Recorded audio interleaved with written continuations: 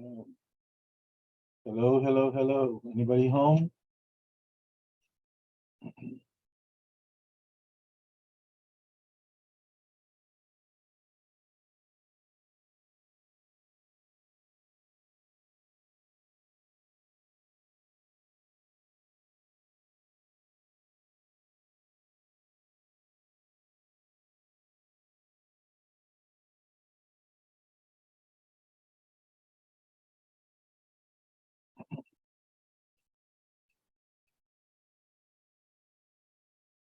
Testing, testing.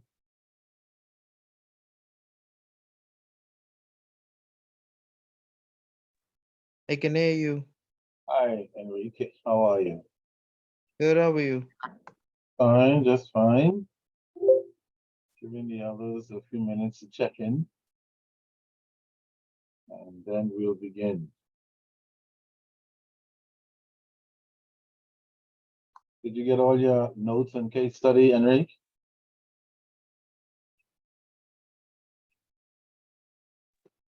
I guess I will go over the video, what Oh, our recording. okay, I haven't seen your video yet. Okay, great, great. You should have received, I think, 7 modules altogether. 7? How much did you get?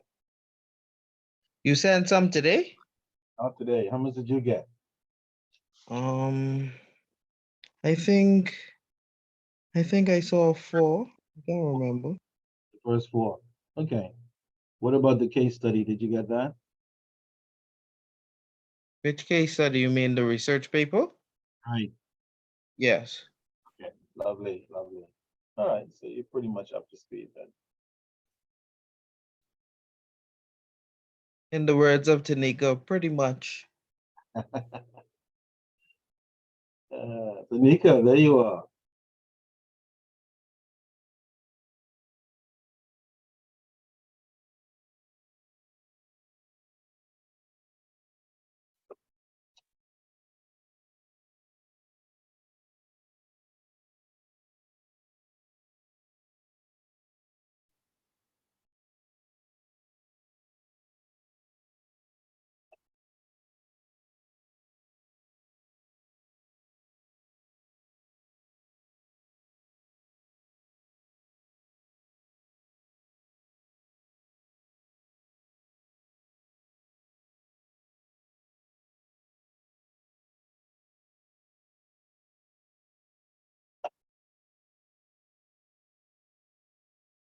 Okay, we have 1, 2, 3, 4 persons. That means we have a quorum. So let us begin. Let us begin. Start with my register as usual. Erica is not here yet. Tanika, are you there?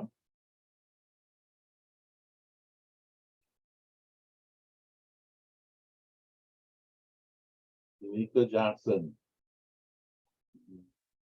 Chantel.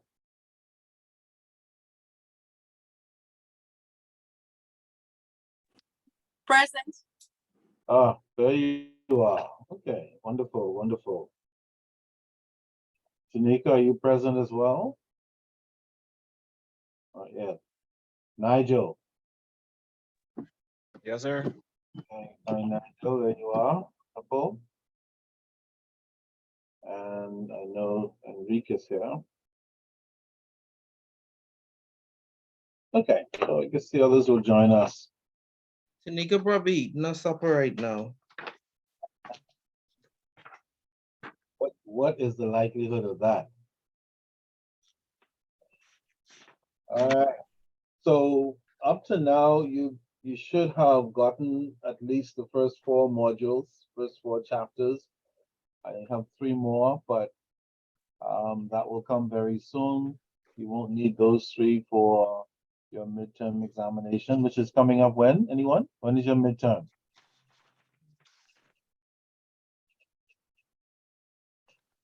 2 weeks.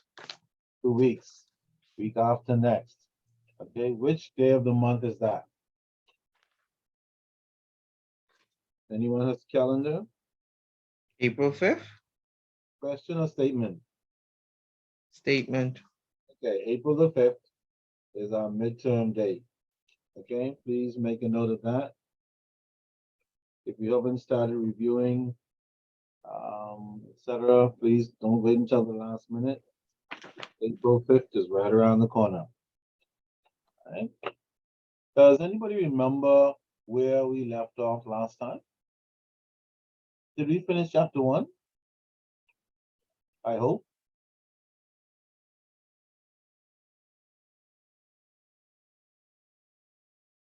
Anybody in the class remembers where we left off last time? Did we begin chapter 2?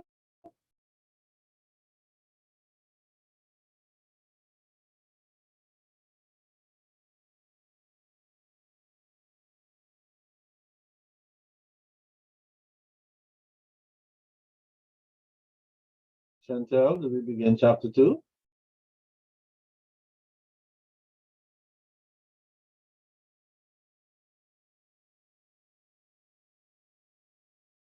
Nigel? Like y'all was still on chapter 1, eh? I hope we're not still on chapter 1.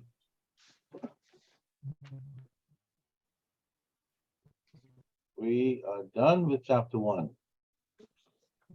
Okay, today we're going to be looking at chapter 2, and maybe depending on how it goes, we begin chapter 3, and then next week we'll finish off chapter 3 and perhaps a little bit of chapter 4, and that's where we'll stop in preparation for your midterm examination.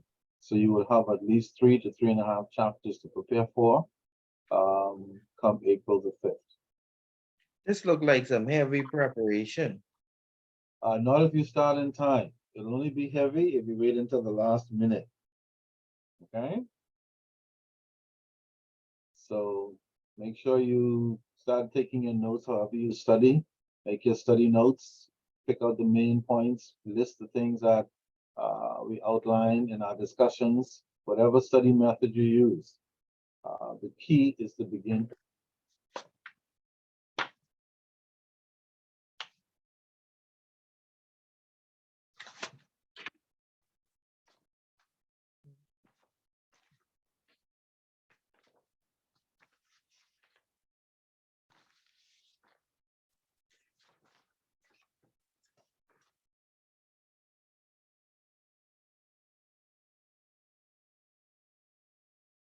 A night or two before trying to put the whole thing together. That's another nightmare. And you'll have to be preparing for final exams. You don't want to do that.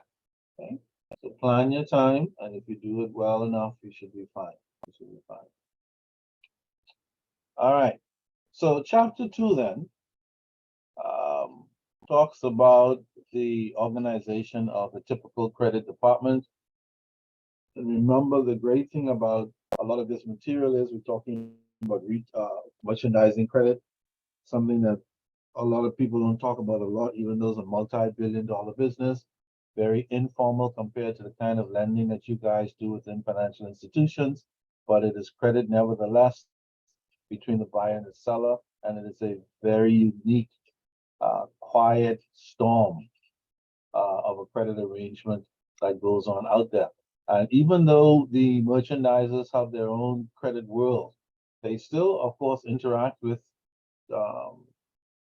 traditional bankers in terms of sometimes they need to borrow money to buy inventory, sometimes they need to expand their businesses, whatever the case might be.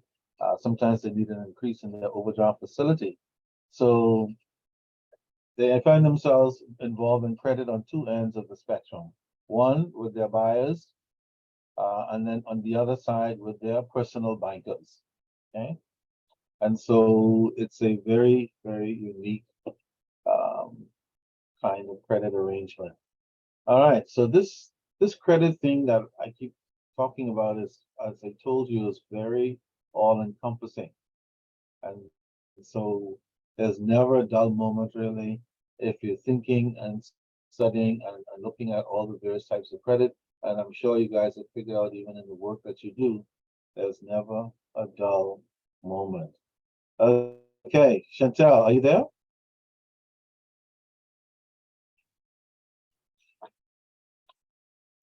Yes, I am. Okay, just checking. Uh, I just a little tired today. oh, one of those Wednesdays. I'm sure you're not alone. Hang, hang in there. All right, Thank- Erica, are you there?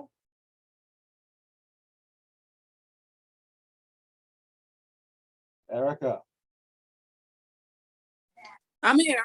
okay, there you are. There you are. How was your day, Erica? It was a very, very busy day, but you got to do what you got to do. So I'm just trying to eat dinner while on class right now. Yeah, So yeah, that's one of the great things about virtual learning. You can do some interesting things while you still stay focused and trying to get through the sessions. All right. Tanika hasn't answered yet. Hi, I'm here. There you are, Tanika. Okay. I wouldn't tell you what Enrique said about you. I'll ask him tomorrow. Okay. So we only have Philip and Juliet somewhere, and I guess they will join us at some point. All right, so let's get right into chapter 2 then. The discussion about the organization of the credit department. And of course, this is just one typical structure. I'm sure each of you, where you work, if you work in credit, you probably have your own variation of the credit department. But at the end of the day, the general generic structure will be pretty much the same, except for unique particular types of organizations and the loans and the credit that they give. So remember in chapter 1, we talked about the merchandising credit between the buyer and the seller, with all the transactions that take place on a credit basis.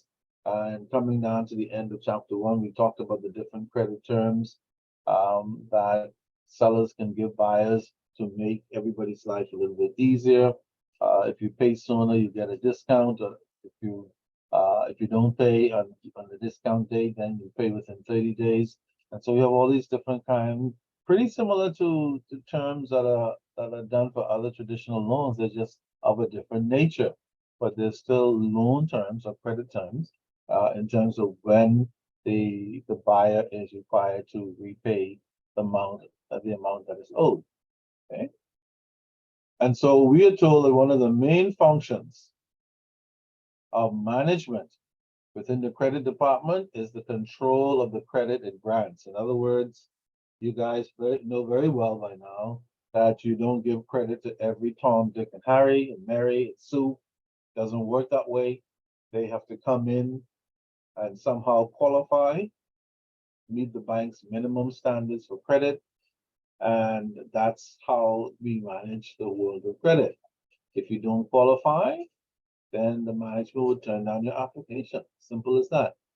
If you do qualify, then they will proceed to assist you. Now, some lenders in all aspects of lending, every now and then have a tendency to try and force somebody to qualify because they want the business. We're not supposed to typically force somebody to qualify for a loan. They either qualify or they don't.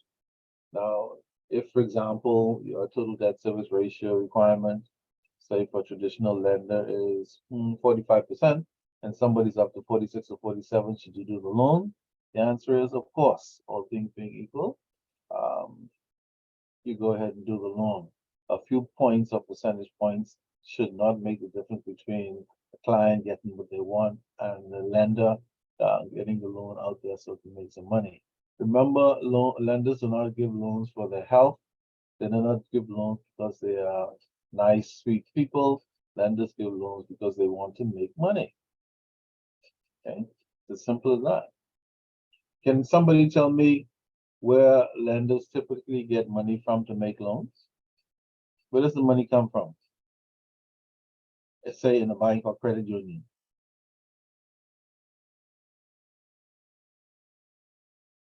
Where does the money come from for lenders to make loans? I think in the banks, it comes from like the money, say for example, on your bank account is what they would lend to somebody for a loan. Yeah, absolutely. I like how you put it the old-fashioned way on your bank account. And that is correct. We have a fancy name for your bank account. It's called deposit account. Okay. So what banks do is when you make your deposits to the bank, they take all the deposits together and lend a percentage of that to the public and charge interest on it so they could make money for themselves as well. So they're making money of our money. And they claim that we benefit, they say, by paying us interest on our money, except that some banks today do not pay very much interest. Yet, when they make a loan, their interest rates are anywhere from 5 to 7 to 12 to 14%, which is quite interesting. Okay. The spread for a loan can be 10%, but the interest that they pay on deposits is less than 1% in some cases. No more than 1%, except of course if you're a credit union. Credit unions are paying slightly better rates than traditional banks. Has anybody found out why traditional banks are only paying small amounts of interest these days? Anybody found that out yet?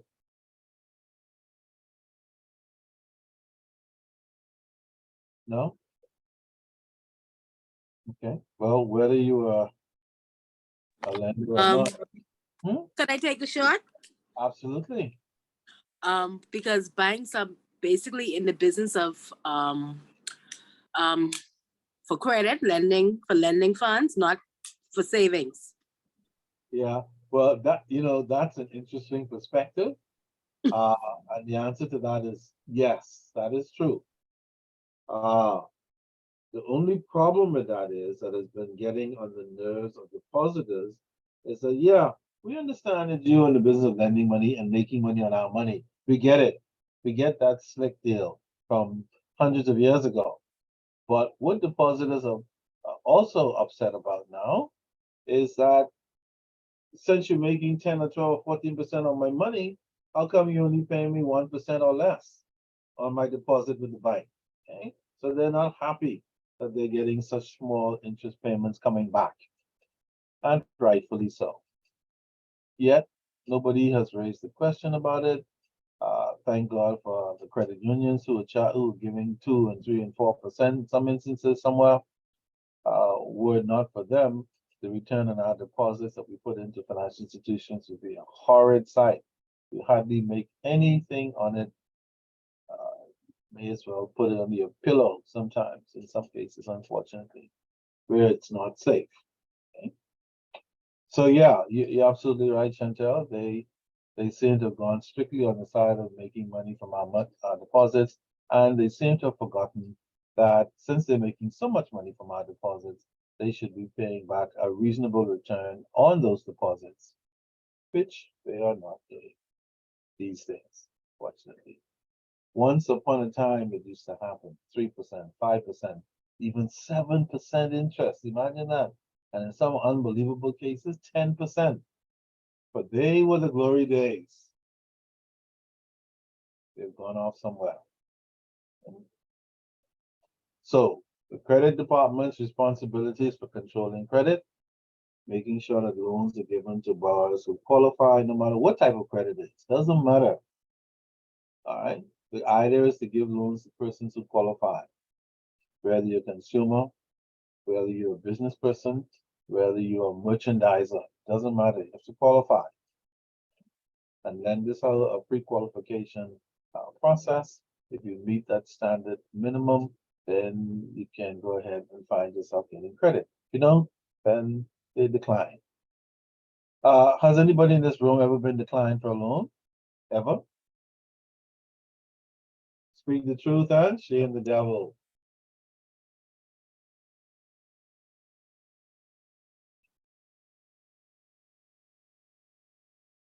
Anybody ever been turned down for a loan?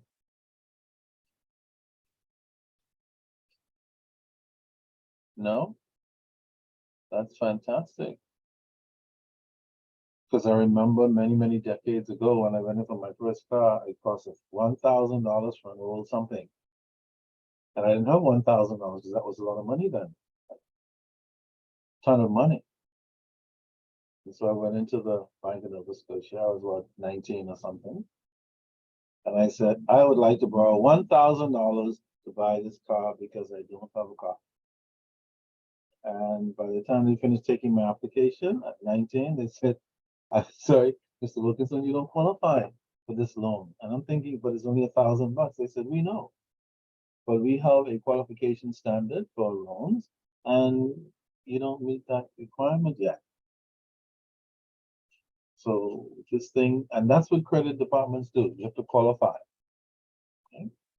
And so we're going to look at the structure of the credit department to see just how persons are organized in the credit department, so that when we get to other chapters later on, we'll see all the activity that goes behind the structure of the credit department. Okay? One of the other things we need to be reminded is that not only is the credit department responsible for controlling credit, that's you guys, but you're also responsible for the collection process. Okay? Anybody in this class ever worked in collections? Ever tried to collect money from a client who's delinquent?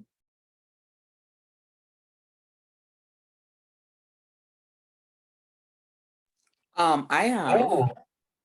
How did that go? Not well, because they always give you excuses.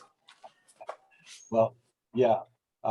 Erica, to be a collector in any form and don't say that people are full of excuses means you probably were not a collector. Absolutely. Yeah. All right. The big part of getting money from people who are delinquent is getting money from people who are delinquent. They have every excuse in the world every single time you finally catch up with them. The other part, Every time. every single time. All right. It's, and the more delinquent they are, the more excuses they have. The longer they take to pay, and the harder they are to find. It's an interesting correlation. And who would want to be associated in a credit department with that part of the process? But that's the horrible part of the process. But that is a necessary part of the process.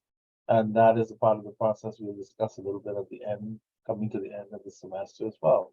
Because as hard as it is, the credit department is responsible for that. And so when payments don't come in on schedule, you have to go and get it. What's the problem with not following up for payments? Let's say we allow customers to be delinquent over and over and over. What does that hurt the lender? Most definitely, because the longer they take to pay, the interest that is accumulating on that account, it's crazy. So when your loan should have been for 5 years and you're not paying, number one, it extends the time and you end up paying more than you originally bought. Granted, you always pay more than you borrow, but it's so much more that you pay because of just the interest. Absolutely, so much more. And these days, interest is calculated on the daily balance, so interest is accruing every day.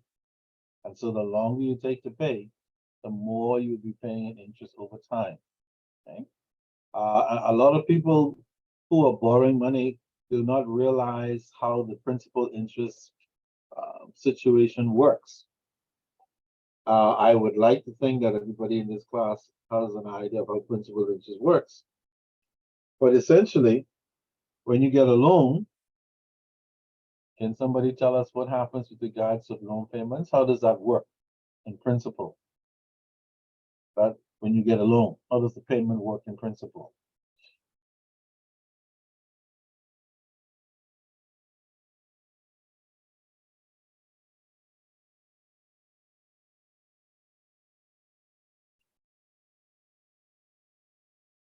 I know it's amazing how you know exactly what stuff is, but putting it into words is not always the same as knowing what it is. Fascinating.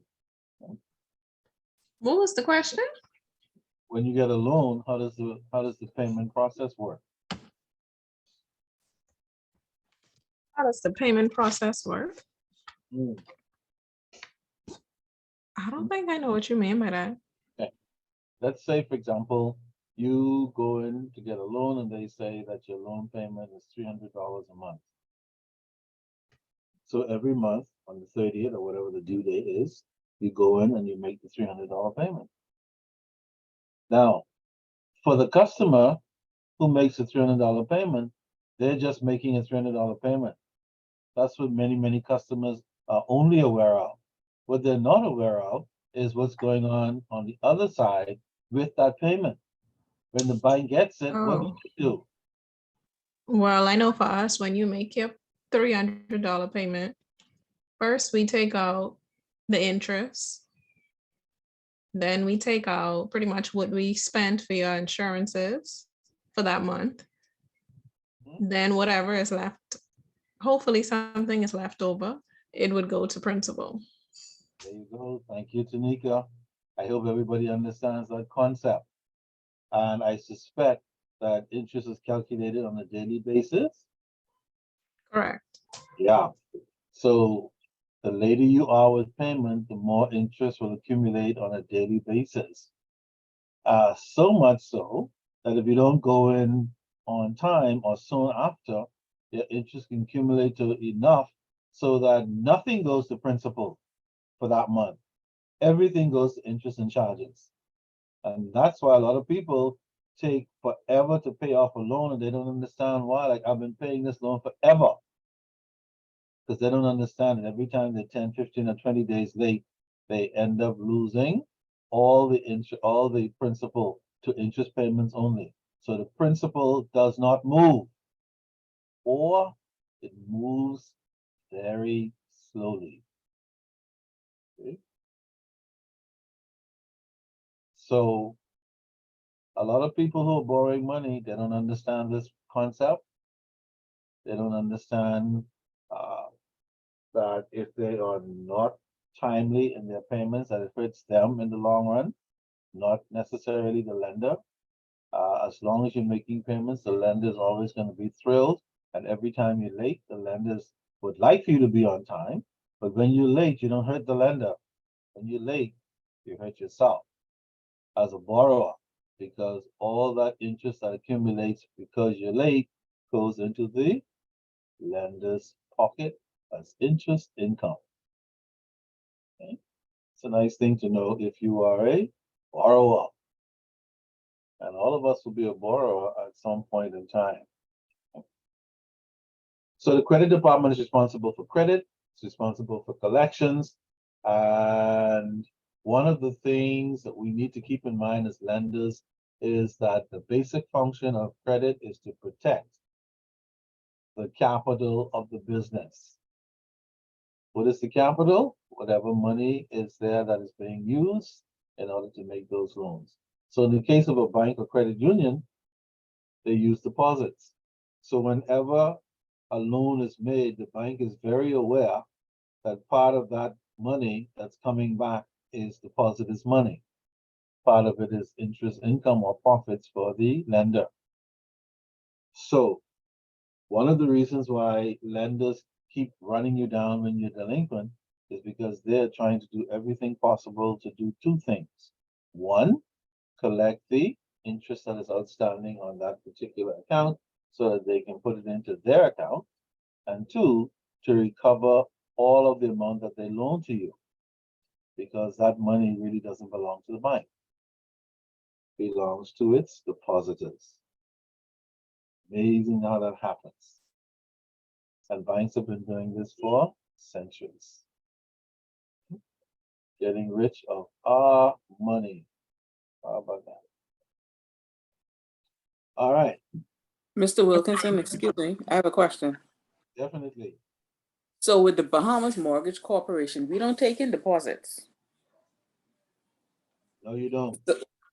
So, where does our money come from, and how? I mean, I don't. I guess I know it's government granted, Huh? and so you're trying to recover the money for the government. Absolutely. Mm. All right. And I'm happy that opened the can of worms, because that's the whole idea, is designed for you to say, wait a minute, what the hell is that? I never thought about that side from I'm too busy booking loans or something. But yeah, the money that comes into Mortgage Corp does not come from depositors. Because you don't have anybody, it's not a deposit taking bank.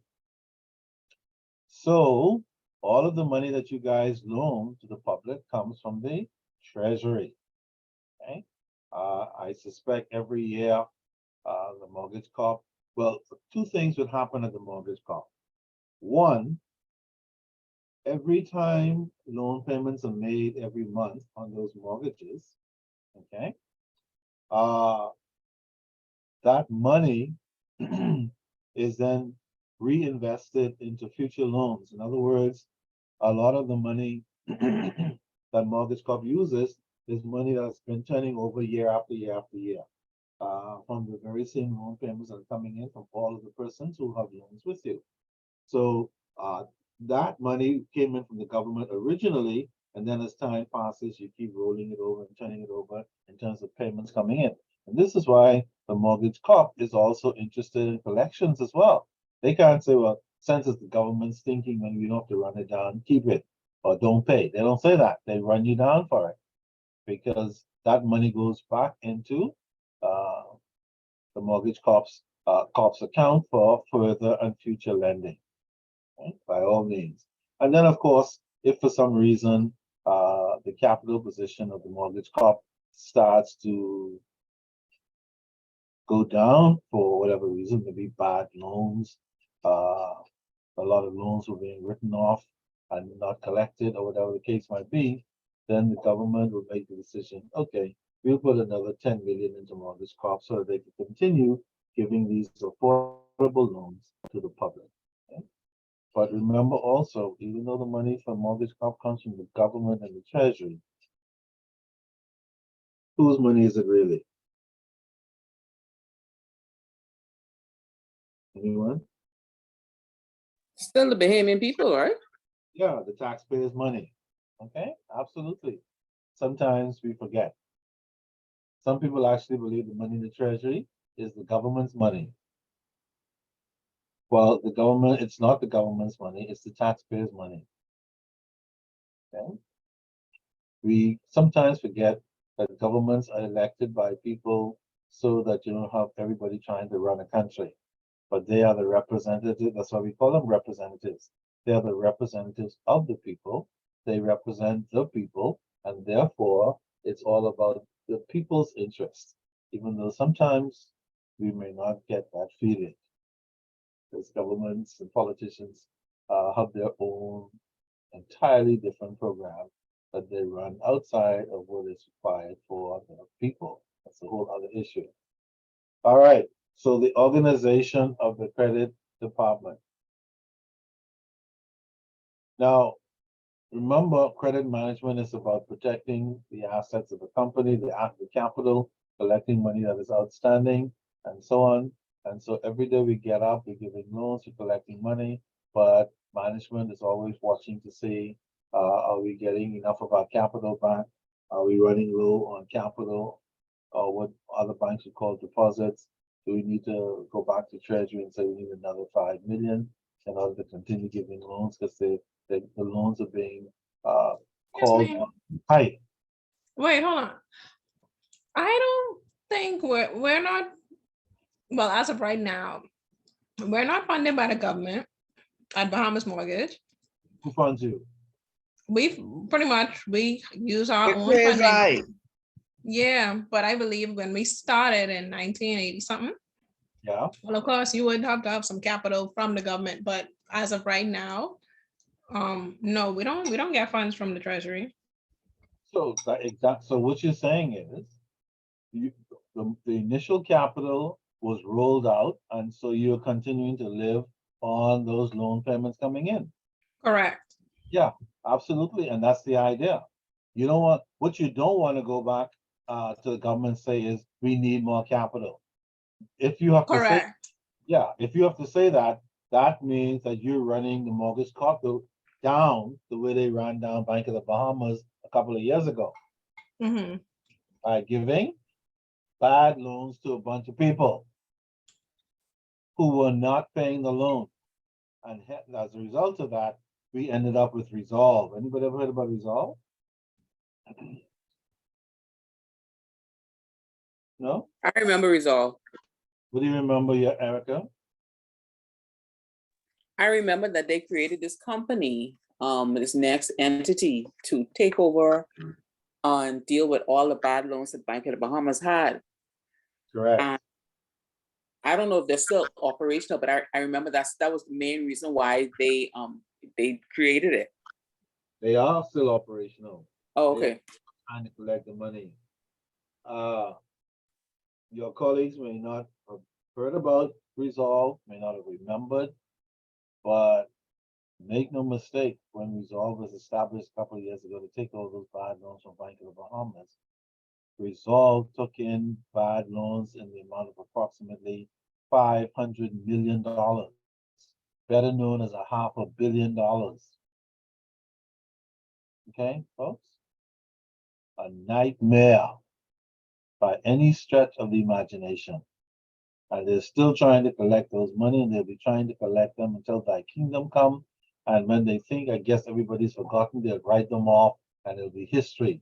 Somebody would have gotten all kinds of money somewhere out there and never made to pay them back. How do you solve that problem, credit and collections class?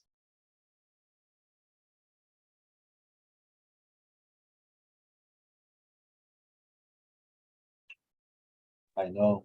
If you don't answer, I can't blame you. It And is now not- it becomes a legal issue. That's a legal issue. Well, well, no, Depending on the statute of limitations, actually. no. I disagree with that because if you borrow money, granted, you can't recover the money back, but if whatever they had for collateral, you could collect. So if it's a house, like with Bahamas Mortgage Corp, if you don't pay, eventually we're gonna take your house. correct. Yeah, Now- but also depending on the statute of limitations. No, How long the loan has been in arrears and nothing was it's collected on no, but you signed the agreement with the bank. The bank have full right to take whatever it is, no matter Yeah, what. That's right. No, I'm not. Not if No, there I'm is not. a statute of limitations. No, I'm not disagreeing with you, Erica, but there's a statute of limitation after a certain point, about 6 or 12 years, you cannot bring on any accusation years. court against someone who has made on a bad credit. If they didn't pay you within 12 years. between 6 or 12 years, depending on the level of the Type of loan that it is. court, Right, I know it's with the Supreme type of, Court, yeah. So that's dependent. But if they haven't collected anything or they haven't sent out any demand letters or whatever, or someone the person never paid anything on the loan, then what? They have to Yeah. write it off. Yeah, if the lender cannot get a payment on the account, you don't have to get a payment in full, any payment. Okay, as long as you make a single payment on the account, then the statute period begins again. But if the lender cannot get a single payment on the account, let's say the statute limitation for consumer loan is 7 years, I think in the Bahamas. If you don't get them to make a payment within that 7 years, a day after that, you have no legal right to sue. You know, Mr. Wilkinson, you can be creative, You can, even if it's somebody within, come, make a payment of $50 or whatever, and you just put that on their file and say, somebody came and paid for them. Yeah, some people have done that. Okay, now we know that that is fraudulent, but some people have done it. Okay, you have break the law in order to get the person back to be active again for delinquency action. Make no mistake, Henry, some people have done it. Some have maybe even gotten away with it, but you certainly don't want to put yourself in jeopardy. But yeah, you're absolutely right. Okay. So yeah, this thing about delinquency and statutes and all that, that's another aspect of the credit function that management puts okay, so that they can know or try to get those monies in, or try to get the customer in to make the payment the right way. Be creative, I like that, and get them back on the books again. Okay, if you don't, and that time passes, you cannot make any legal claim against. I had a client one time back in the day, a couple of years back. They had a loan with Commonwealth Bank, I think it was, back in 1990. And then they got a call from Commonwealth Bank in 2015 or some stuff like that, saying, "Hey, you have an outstanding balance, you need to come in and pay. Interest has been accruing for the last 15 years." And they're like, "Mr. Wilkinson, what does that mean? I didn't even know I still had a loan there. I thought it was paid off." They didn't realize that after 7 years, Commonwealth Bank and no other lender has any claim if you had not made a payment in 7 years. Okay, so essentially the statute of limitation had long gone, but that didn't stop the bank from trying to get you to come in. Because once you come in, like Enrique says, and put something on it, dog eat your lunch, the process can begin again, essentially. Okay, and Commonwealth Bank is famous for that though. And because Bahamians don't know, they fall into the trap. yes, yes. Rather than do things a certain way, they sometimes try to do this roundabout thing, oftentimes because of their own negligence and not getting to the customer or whatever the case might be. And then after the statute of limitations are passed, trying to coerce the customer, intimidate them, or otherwise be creative, as Enrique say, to try to get the whole process going because oftentimes of their own negligence. Absolutely. Okay. So yeah, this is very real stuff in the world of credit, and it's all part and parcel of the credit management process, and how well we manage these things will determine how successful we are in managing our credit departments. All right, fantastic. Nothing like a little chit chat to find out some important stuff and some creative stuff about what to do to get problem solved in the credit area. Okay, so that's enough chit chat for me for the moment. Let's see. I guess Nigel, are you still there?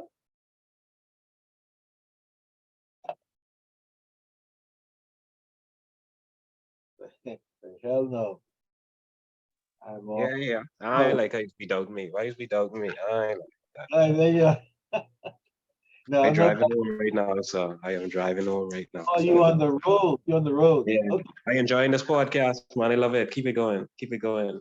Very Yeah. informative. I do have you for Scotch County. Yeah. I hear him last time talking about fusion, but I didn't say nothing. I let it slide. You heard about the fusion thing? Yeah, I got you, man, but I let it slide. That's cool. Yeah, I thought you forgot about that. No, right, No, that's fine. I won't ask. I'll wait till you get home to ask you to read. Get home Yes. safe. I saw reach. No problem. Okay. Right. Tanika, why don't you pinch it for Nigel until he gets home by picking it up right page 1 of chapter 2, organization of the credit department. Okay. Before outlining. Okay, organization of the credit department. Before outlining procedures followed by credit management, let us try to describe the organization of a credit department. This will be general, not specific, a description, not a prescription. Stop a moment. What does that fancy phrase mean? This is a description, not a prescription. Anyone? That's beautiful. What do you think that means? Meaning this may work for some people, but not other people. I don't know. Yeah, that's not bad. Absolutely. It means that we're going to do it generally because even though credit is credit and collections are collections, every type of entity has its own approach. So, for example, when you go to the doctor and he gives you a prescription, can you get anything other than that? No. Prescription. No. So a prescription by its very nature is very specific. Okay? And so when we say something is prescriptive, We saying it's very specific and they can make no changes to it. On the other hand, if it's descriptive, then we're describing the general structure, but it's subject to whatever changes are necessary depending on the, in this case, entity and type of credit organization. See? So that's a nice little catchphrase to remember. All right, keep going. In all phases of business management, the objectives are clear: maximum sales and profits, minimum production cost per unit, tightly controlled overhead, and maximum use of invested capital. There are variations in the ways in which individual firms organize their approaches to these goals.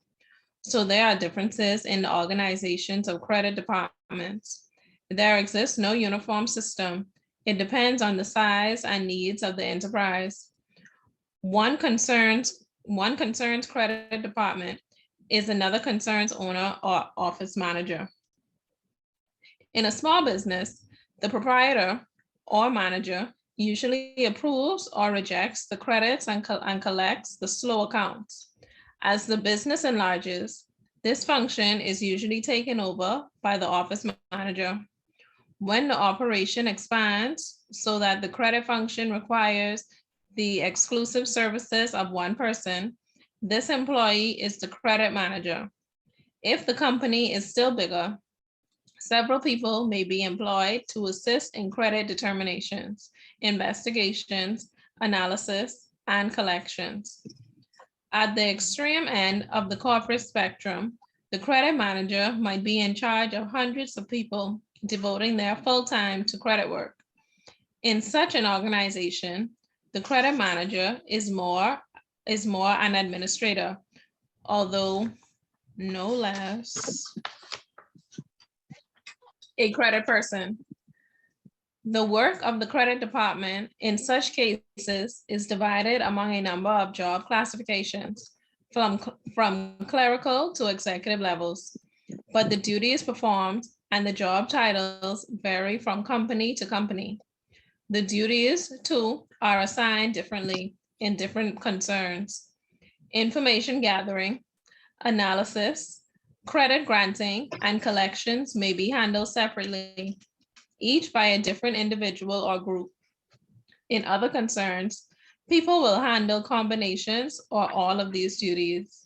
Before you go on, Tanika, I'm hoping that you guys are seeing all of this loaded information about the world of credit.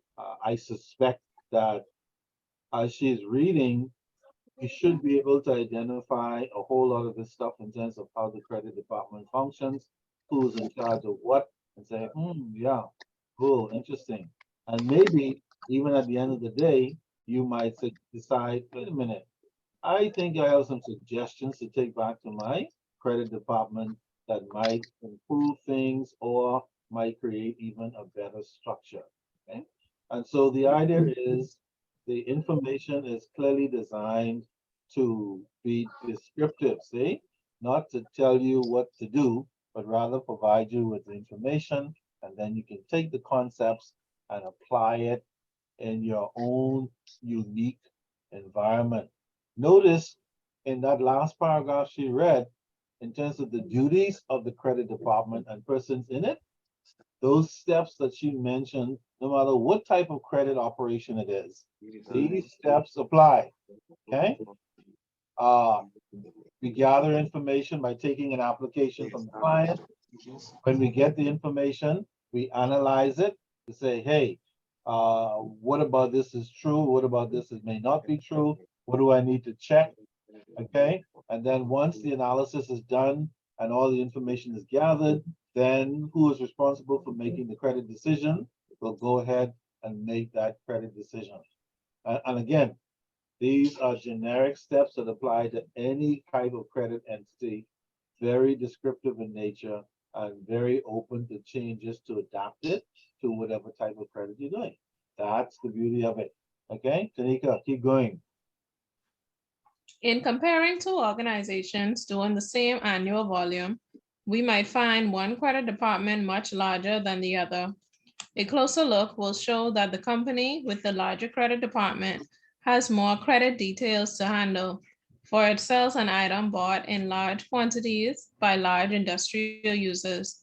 There are usually equally valid reasons for different approaches to the organization of a credit department, for conformity is not nearly so important as effectiveness. Lines of authority. Like all department heads, credit managers are responsible for the successful operation of their units. They design or approve the policy used in making credit decisions.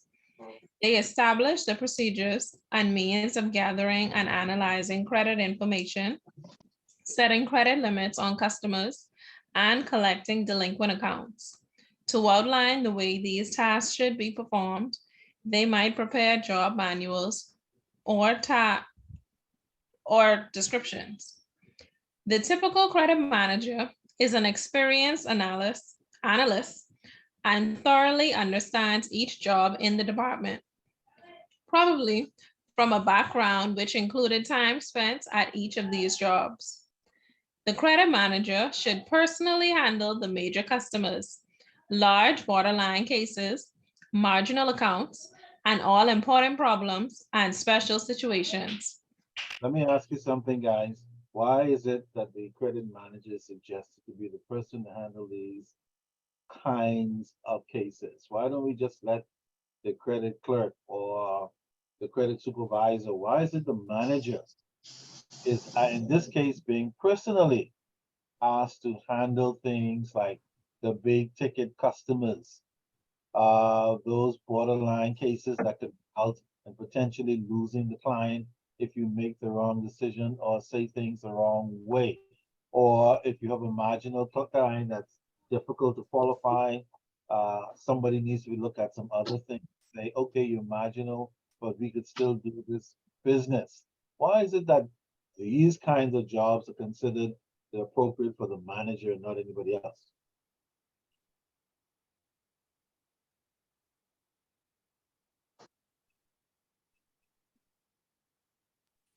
Well, I have found that number one, it's better for a manager to deal with situations like that because number one, because of the experience. Yes. And there are times when customers may ask questions that the person at the lower level, probably they don't understand it fully or they can't explain it properly. So it's best for the manager to explain it. And then there are times I find that it's better for the manager because 9 times out of 10, no client wants to speak to someone on a junior level. They always want to speak to the manager. Yeah. And because even clients understand that the best and most effective information will come from the top typically, especially if they think they have a unique kind of problem that needs to be resolved.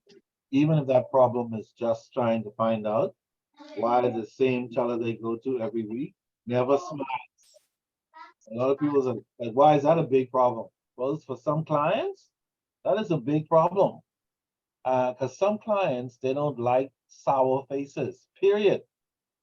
When they go for service anywhere, period.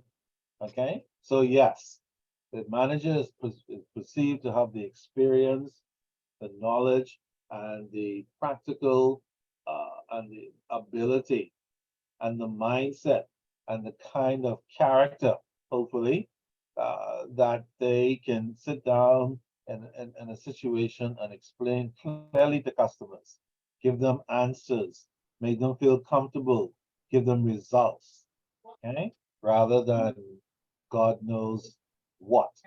Okay? Absolutely. All right, good stuff. Keep going, Tamika. Credit managers have the final responsibility for all phases of credit department operation. To perform properly, they should know the industry and its problems and know accounting and economics. They set the tone and style of the department and the attitude with which members perform their jobs. The responsibilities of credit managers are clear. So too should be their authority. Full autonomy to carry out all activities of the department in the best interest of the company. As department heads, they consult frequently with other members of management. In large organizations, the credit manager is probably an officer, maybe a director, is definitely a member of the management team, and usually reports to the company president or the executive officer in charge of finances. You guys some ideas on how to structure your future departments when you become this and that, wherever you work. Okay, keep going. Division of duties. The typical credit department staff is usually organized into several divisions or units, each headed by an experienced supervisor. Within the group, this supervisor is the representative of and reports to the credit manager. When the annual volume of a company is measured in the hundreds of millions, delegation of responsibility and authority may be more pronounced. Then the administration of the credit department is divided among several people reporting to a general credit manager. These people may be assistant credit managers, divisional credit managers, or regional credit managers. Their responsibilities are the same as those of credit managers of smaller firms, but their activities are coordinated and supervised by the general credit manager, who still maintains the ultimate responsibility for successful administration of company credit functions. For purposes of study here, the divisional supervisor and the assistant credit manager represent the same job on the second command level in the credit department. For ease of handling, the customers of large firms are divided into groups, and the credit for each group of accounts is supervised by a division or unit of the credit department. This distribution may be alphabetical, geographical, product-oriented, or by trade or industry. The alphabetical assignment of accounts may be the simplest way of distributing workloads, but on the interdivisional level is not often the best. A geographical distribution of accounts serves many companies better, especially those large enough to require regional credit managers and perhaps branch credit departments. Even when the entire credit department is under one roof, a geographical breakdown of accounts may be the best method of workload distribution, for it permits more intensive field coverage when customers are visited by credit personnel. Many concerns when selling a variety of trades obtain best results by dividing credit department accounts along product or industry lines. In this method, each unit of the credit department services only one or a few lines. Each unit then develops an expertise that enables it to work more closely with customers. With credit personnel familiar with procedures and problems of a particular product or industry, rapport between seller and buyer increases. While the principles of commercial credit granting do not vary, there are distinct differences in handling credit to retailers versus handling credit to manufacturing firms. In its credit department, the selling company can best control these differences by a credit division devoted solely to retail credit. Thank you, Tanika, very much for that. Showing us from a merchandising credit perspective, typically how descriptive credit department can look, but we can take that information very easily and apply it to our own credit departments, give or take situation. But I have 2 points to make. Yes, let it rip. First, regarding the credit managers, Yes. yes, they should take on the big ticket items and, those problem accounts. Right. But a lot of times we have managers that pretty much want to take on everything. And I feel like with me being a credit officer, if I already working on a file and, the manager just decides to take it on, at that point, the client don't even want to deal with me no more because they just want to deal with the manager so they can get the quick answers, I guess. Among other things, absolutely. That Yeah, that is an interesting, well, let's hear the other point before I say anything more. No, the other point was regarding like how I guess people sort things alphabetically. Someone had said that. Yeah, Like I think, well, at Bahamas Mortgage, a good idea would be, well, pretty much for the credit side, if you say, okay, we working on a mortgage, um, like over, I guess, 200,000, right, then you would let a senior officer handle that. right, And anything under 200,000, then a regular officer could handle that.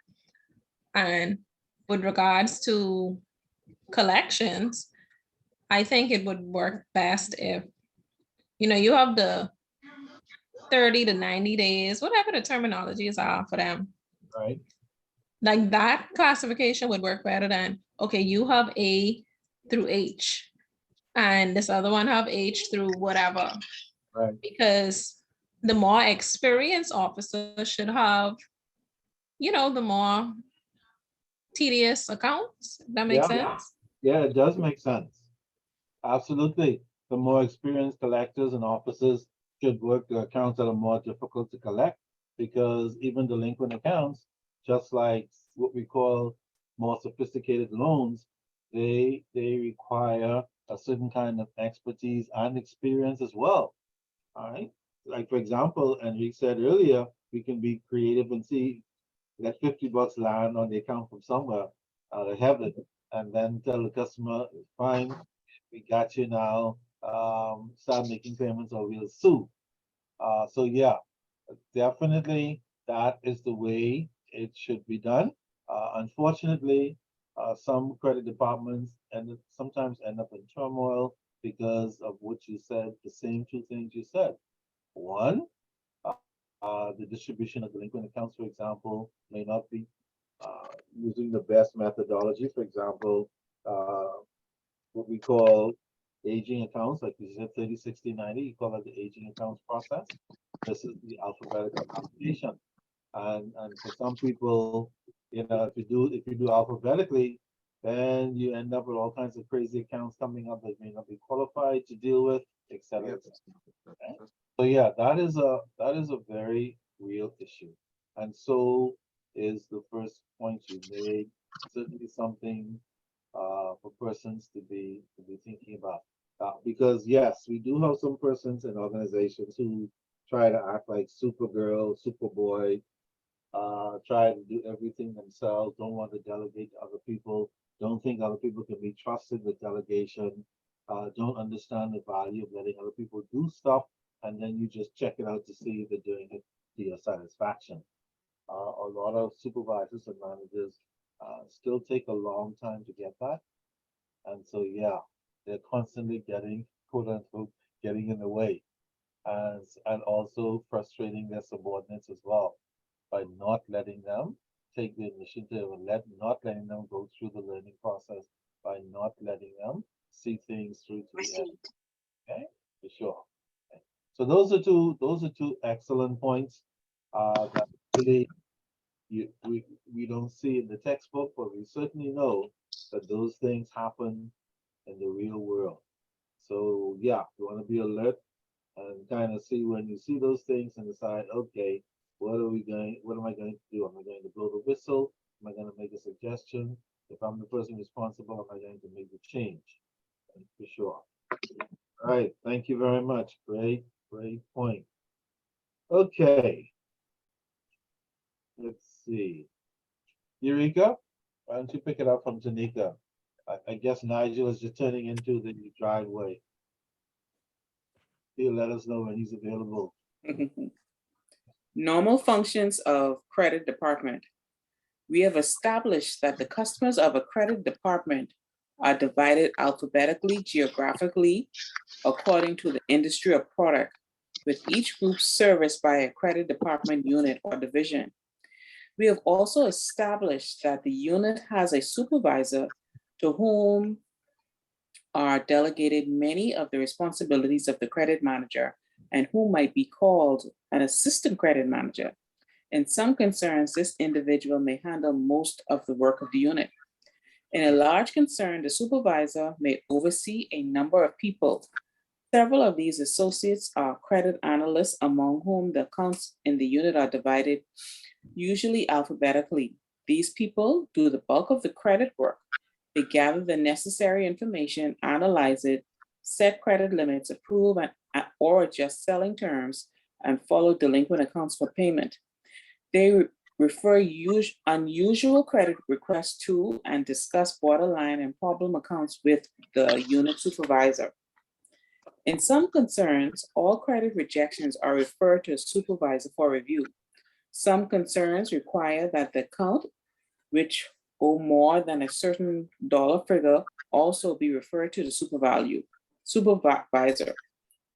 Other credit departments operate on the belief that if their credit analysts have the ability to make credit decisions, they have sufficient judgment to determine when they need help or advice from the supervisor. Credit analysts often have the assistance of what might be called a junior credit department personnel. These individuals are given the titles of investigations and collections clerks. Investigators assist with the collection of credit information by correspondence, telephone, or visits to various sources. Collection clerks make the routine follow-up of delinquent accounts, referring them to the credit analyst if not quickly paid. The jobs of investigator and collection clerk are often combined, and in many companies, the credit analysts have what they are called credit assistants to do both types of work. These positions are usually filled by those first entering the credit profession, and many of the top people in the field today learn invaluable lessons as credit assistants, investigators, and collection clerks. Credit department workflow. Activity in the credit department starts with the receipt of the customer's order or an inquiry from sales regarding the credit standing of a prospective customer. To grant or decline open accounts accommodation, the credit manager refers to the department's credit information center, its credit files, to determine if a folder has been maintained on that name. If there is sufficient information on the credit file, the decision is then made. If there is no file, or if its information is incomplete or out of date, the credit manager perhaps will help, with the help of the credit department investigator, set out to collect the needed information. If the customer is an old one and currently indebted to the seller, the account may have already reached its credit limit or may be delinquent in its payment. Then the credit manager or collection clerk makes the call or writes the letter required. Stick up in for a minute, Erica. Notice from time to time we make reference to the seller and the credit terms, etc. Don't forget that there is traditional credit running very parallel with this stuff. And most of the concepts apply to most types of credit entities. We just call them different things and we operate in different environments. But the basic stuff about taking information, analyzing it, making credit decisions, collecting the money, they apply across the board. Okay, for sure. Doesn't matter what type of enterprise is doing the credit. Okay, and that's why it's important to be well-rounded when you're studying credit, but not only because having information, even from the traditional credit perspective, may all you need to know, but it helps you be able to communicate with persons who might come across your desk from maybe the merchandising world or some other aspect, the public credit or some other aspect of lending, and all of a sudden you understand their language because you've been in contact with all of these different kinds of information. Okay? And notice in the last paragraph where we show, hey, if the customer is an old customer, see, doesn't matter what type of credit it is, an old customer is an old customer. And when I say old, I don't mean old in age, even though they might be. I'm talking about a customer who's been with you a long time. Okay? So if you're dealing with an old customer, who may have some issues or who may have already reached their credit limit, but now suddenly around the corner, it's Christmas, they need some more stock, and that will take them over the limit. Then you have to ask yourself, this guy's missed a couple of payments as well this year, but hey, what's the big deal? He came in anyway. We made some extra interest income from those late payments. Should we go ahead and consider this credit proposal? And these are questions that credit people are faced with, no matter what type of credit we do. And the experienced, wise old credit manager or supervisor typically should be in a position, even though situations are marginal and sometimes delinquent and all this kind of stuff, to make a judgment call that would be in the best interest of the company you work for. Remember, because somebody missed a couple of payments during the year or was late a couple of times during the year, that doesn't mean you should get mad at them. That's not professional. And say, for that, no more credit. You're not increasing your credit limit, you get the hell out of the room. That's not the professional way to do it. And sometimes some of our best and long-standing customers are the ones who miss a few payments and come in late a few times to make them. Okay? So we have to be very careful how we do these assessments. Remember, there's the textbook version, which we're discussing, and then there's the real life version, which shrewd and keen credit managers and supervisors develop the ability to deal with it and continue to make good business for the company. Remember, whether you're buying credit union, retailer, wholesaler, doesn't matter, manufacturer. If you have a customer who's paying you most of the time, why should you shut them down because they're late a few times? Miss 1 or 2 payments during the year, that's catch up. Stuff happens. But why deny yourself continued business and even bad mouthing that can affect your business by not assisting those clients who haven't done any major sin? Something to think about when you get to the senior levels. Usually people down the line don't think about those things. They don't think at all. They're not even encouraged to think. Just look at the policy or do what I say. Until eventually they get past the blah, blah, blah. And then they start saying, wait a minute, I can make my own decisions about this stuff. All right, keep going. Credit policy, what it means. A firm's credit policy is simply its posture regarding the assumption of credit risk. The correct credit policy for all concerned should be one of doing the most business with the least credit losses, maximum volume and profits, minimum costs and losses. Much has been written about liberal versus conservative credit policies, but credit policy refers to an attitude, and it is difficult to be objective in an analysis of attitudes, either your own or someone else's. A more basic view of credit policy is probably one that insists that every effort be made by the credit department to find a way to make every profitable sale.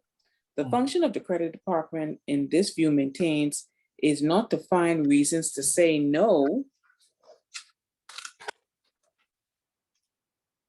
The department should work with each customer to find a prudent way to say yes.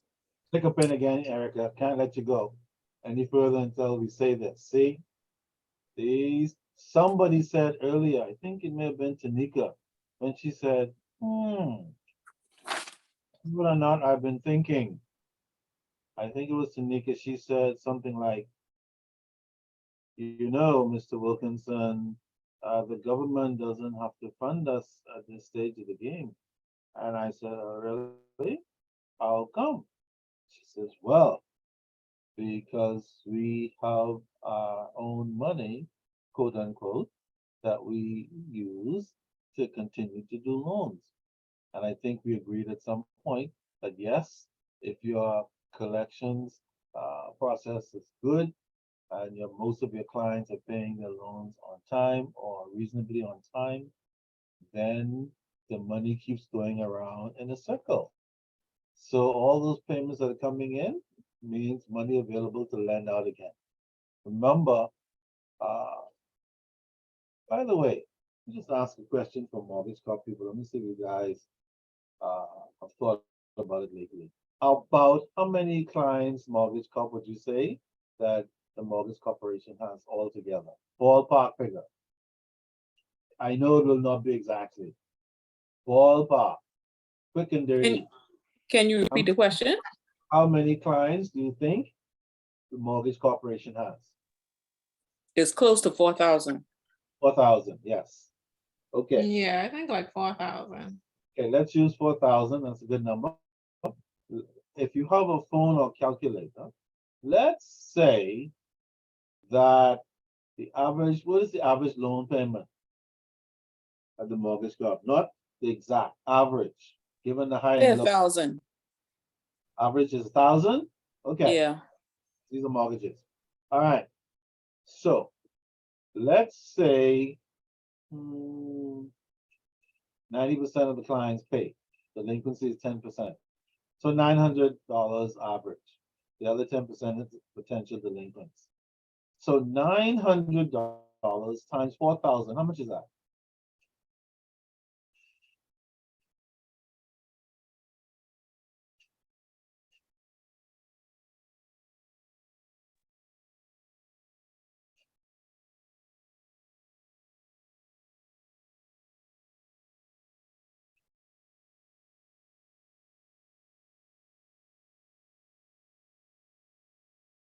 $4,000 times 900, how much is that?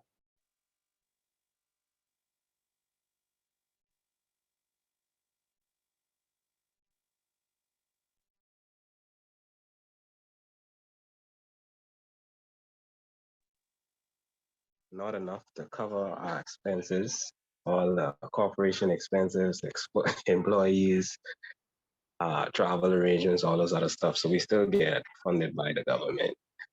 Once we Wow. are because we be discussing the House of Assembly, and we still cut us bonds from we still get bonds and stuff from the government. For funding purposes. Yes. Okay. Yeah, Nigel went right to the core of it. He didn't give it any chance to digest it. Okay, let's see if we can work our way to Nigel's conclusion then. So 900 times 4,000, how much is that? 3.6 million. Per month? Correct? Correct. That's a pretty comfortable, that's a pretty interesting number. 3.6. See, I could use that right now, so I could, just retire and go smiling in the sunset. But see, that's not the case, because what is the delinquency of Bahamas Mortgage? 4,000 That's what I clients are not said. paying, trust me. I know, Exactly. yeah, we've Exactly. allocated 10%. So instead of $1,000 average, it's $900 average. Because we're saying 10% are not paying, because we know we're just averaging. So $3.6 million a month times 12 months. How much is We more close to 30% ain't paying. we're not gonna Yep. go there. Let's just be optimistic. I know you're right. I know you're right. Sadly, sadly. But let's be optimistic for a moment before we go into reality, that 30%. So 3.6 million times 12 months is how much? 43. 40 43 million. 200. Yeah, 43 million. that's definitely not the case. It's not 43 million? No, 43 is the case, is the number. I'm just talking because of the thing. Okay. So annually, 43,200,000. yeah, so annually, we average approximately 43 million in payments. Man, that can maintain a pretty good portfolio. The problem is, what is the actual realistic delinquency figure? So when we start working in the actual reality, mind you, even with the averages, we can see how the funding process can work. That's really the point I wanted to make, the self-funding process. However, because of things like excessive and extreme delinquency, because of things like people paying themselves exorbitant salaries, boards and other operating expenditure, it's not hard to see how these expenses and costs can chip into even the best of situations, and therefore put the organization to the point where every year they have to get a top up from the government and so on. But of course, that cannot be exactly and entirely known unless we get inside information on exactly how that works and to what extent. But I think we can say with some degree of comfort that, yeah, from time to time, the government may not be injecting huge sums of money, but because of those delinquent accounts that have evolved over time, it does perhaps have to put in more than it really wants to put in. Okay? But that's the fate that an organization like Development Bank, Mortgage Corporation, has to suffer in order to make quote unquote affordable housing available to the average Bahamian. Okay? So, Mortgage Corp people, what value what average value do you consider to be an affordable home for the average working Bahamian? Anyone?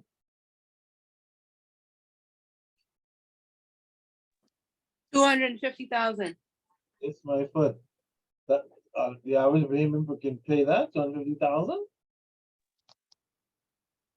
I guess maybe 180. 180. Okay, getting warm. I suspect anything under $200,000 is probably along the lines of the average working person, the gardener, the hotelier, the people like that. It is. It is. I think the main thing is because a lot of times when I deal with young single people, they get discouraged by how much they qualify for. Right. But a lot of times, people, when you talk about mortgages, it should be husband and wife. So if you have a husband and wife, I would say reasonably, being modest, like 200 to 230. Yeah, that's fair. That's fair.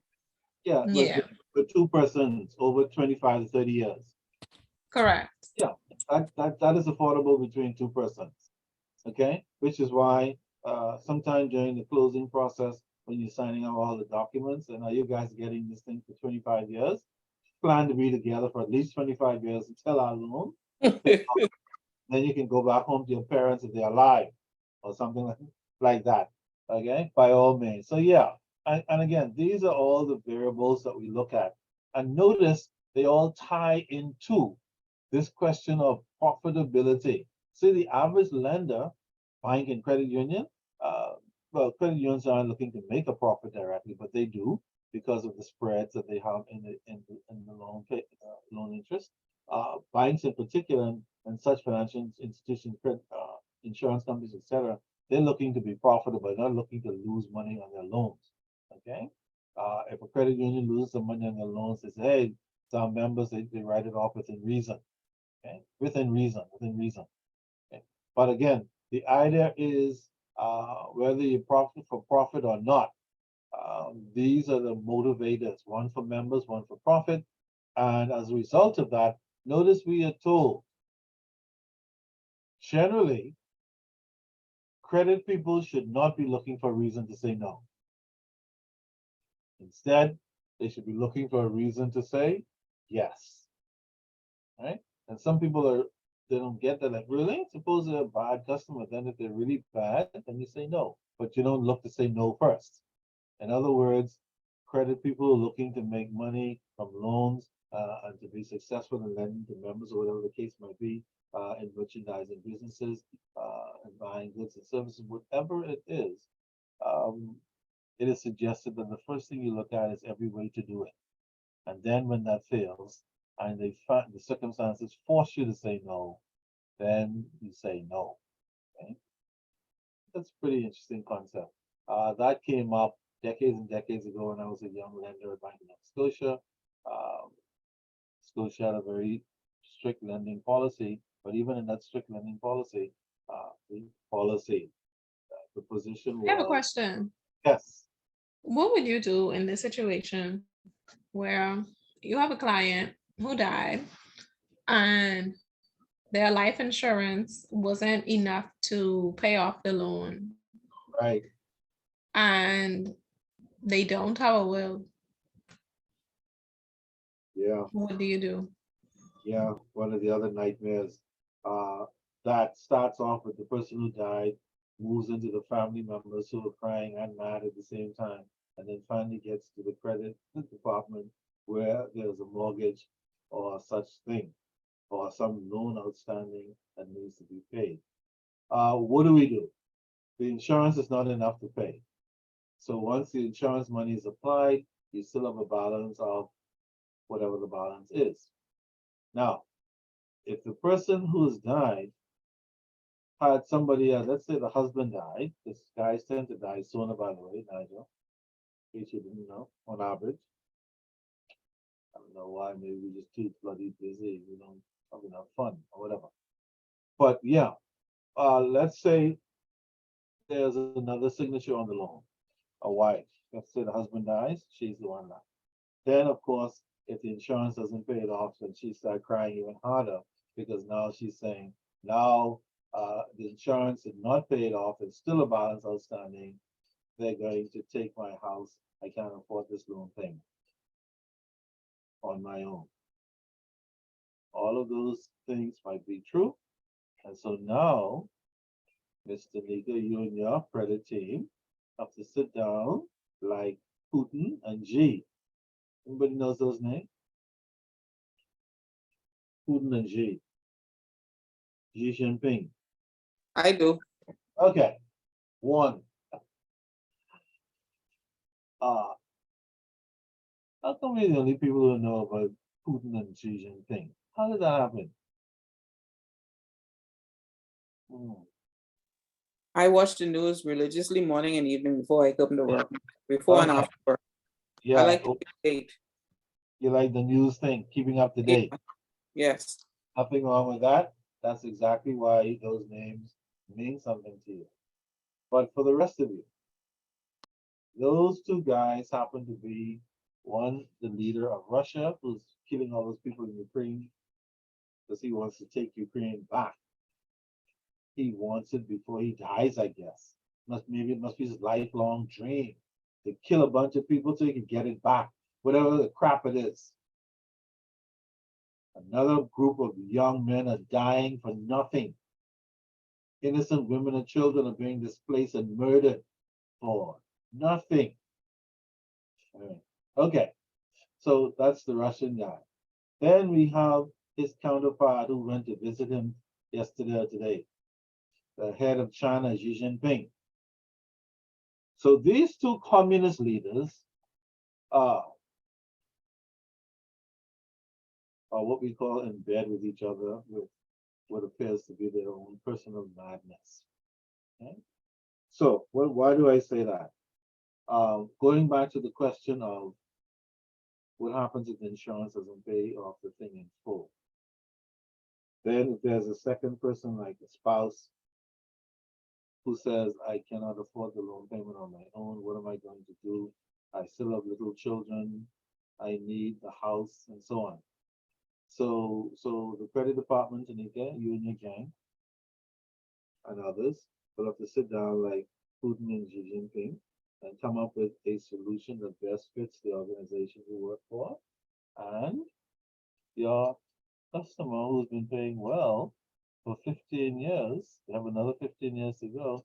It's just the untimely death of the spouse, the husband. So when you guys sit down, what kinds of things you guys going to think about? Now you have to brainstorm because the insurance has come in, the check has been applied, and there's still a $40,000 balance, God forbid, or more. What do you do?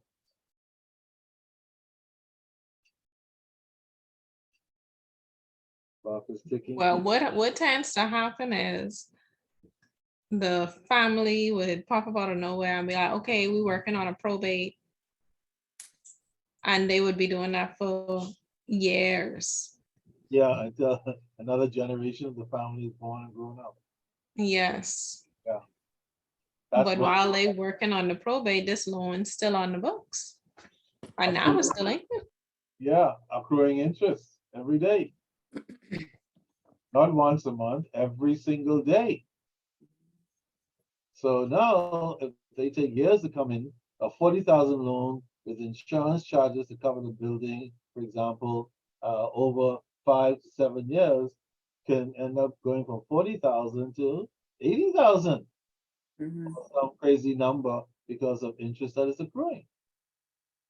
So, what the bank or the lender typically has to do to answer the question is this. If they take an application on the wife and they prove that she cannot make the loan payment on her own, that's step number one. Then they can say, okay, we'll refinance this mortgage for another 30 years so that the loan payments can be affordable again, hopefully, for the wife. And you'll say things like, that should make it more affordable for you on your own until you get married again, and then your new husband can help you pay the rest. Don't forget to put his name on the mortgage. He said, hell no, or whatever. But these are some of the ways that the matter can be resolved. Okay, that is probably perhaps one of the more productive ways to do it, by restructuring the loan to see if you can get it into a term and payment that an individual can actually continue making those payments and not have to leave their home. Okay? If for some godforsaken reason that doesn't work and some similar arrangement cannot be met with a co-signer or something of this nature who will take responsibility and all this kind of stuff, then unfortunately, the financial institution will be left with no choice but to arrange the sale. The one thing they could do is, in arranging the sale, is try to sell the property and market value or close to it as possible, so that once the money comes in, the loan will not only be paid off, but the client will also have some new money to make some new decisions, like maybe one day getting another home. Okay? But again, that perhaps should be the last resort. Refinancing the balance on the existing loan is always a good idea, all things being equal on the credit application, by all means. And so these are the kinds of things that help to make lenders creative. And certainly the more experienced lenders will come up with ideas and decisions that are going to be a little bit better than maybe the more inexperienced lender, in terms of what is best for the lender and what is best for the customer. Because we have to consider both. Welcome to the world of credit. It's never straightforward. See that? Probate that takes years. Spouse dies unexpectedly. The other spouse cannot afford the current loan payment on their own. And so any kind of catastrophe like that will throw loans and lenders into a tailspin. It is a lender's nightmare. All right, good question. Okay, keep going. Within each company are factors that differentiate it from its neighbors, and it may be said to influence credit policy. These are the firm's annual volume of business, the stability of the industry sold, the size of the firm's average sale, the margin of profit, competition, and temporary factors. Right. Volume increases the size of each credit department. A company with a large annual volume will have, of course, a large credit department than a small firm. And the larger the department, the more complex its organization. In reasonably competent and disciplined hands, there is nothing complicated about a credit function that can be performed by one or few people. In such instance, a firm may have a number of involved credit cases, But when one or two people represent the total credit force, their commitment to the solution of these cases is clear and complete. But it might well be another model when the company is so big as to require many people at various work levels in credit department. Then not only does the credit department have to manage credit, it also has to manage people, papers, procedures, processes, and perhaps protocol. Right. Keep going. Management then has. Want me to go on? I'll stop. Keep going. Okay, management then has to guard against a tendency to over-institutionalize function. The granting of credit is essentially a matter of good judgment based on expertise analysis of facts. Bureaucratical judgments, then when substituted for professional personal judgment, will inevitably have a restrictive effect on credit policy and a similar effect on sales and profits. Thank you very much, Erica, for all that crazy language and stuff that you probably thought did not exist in the credit world. I hope so far this semester already, I've convinced you that the business of credit is a very sophisticated business. It is not to be taken lightly. It is not to be conducted by people who don't understand the whole process and the world of credit. And certainly, it is to be respected in terms of its function within any particular credit environment in which it operates. Mr. Wilkinson, I have a question. Yes. You're referring with credit a lot to people, but with digitalization now and everything being computerized, I think I don't know how it really works, but everything is, you put everything in the computer decides whether or not this person can qualify or not. How does that work with all of this? Yeah, that is the horror of the future. And here's what I mean. Yes, computers have their place. They do things faster, they do things more accurately, and they're not as moody and temperamental as people are. However, the computer is only as smart as the information we put into it for it to do. All right, and so what's happening already, and many lending institutions already, depending on who they are.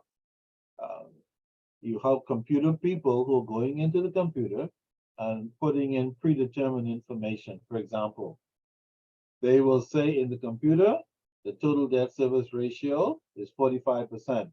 If less than 40, if 45 or less, approve.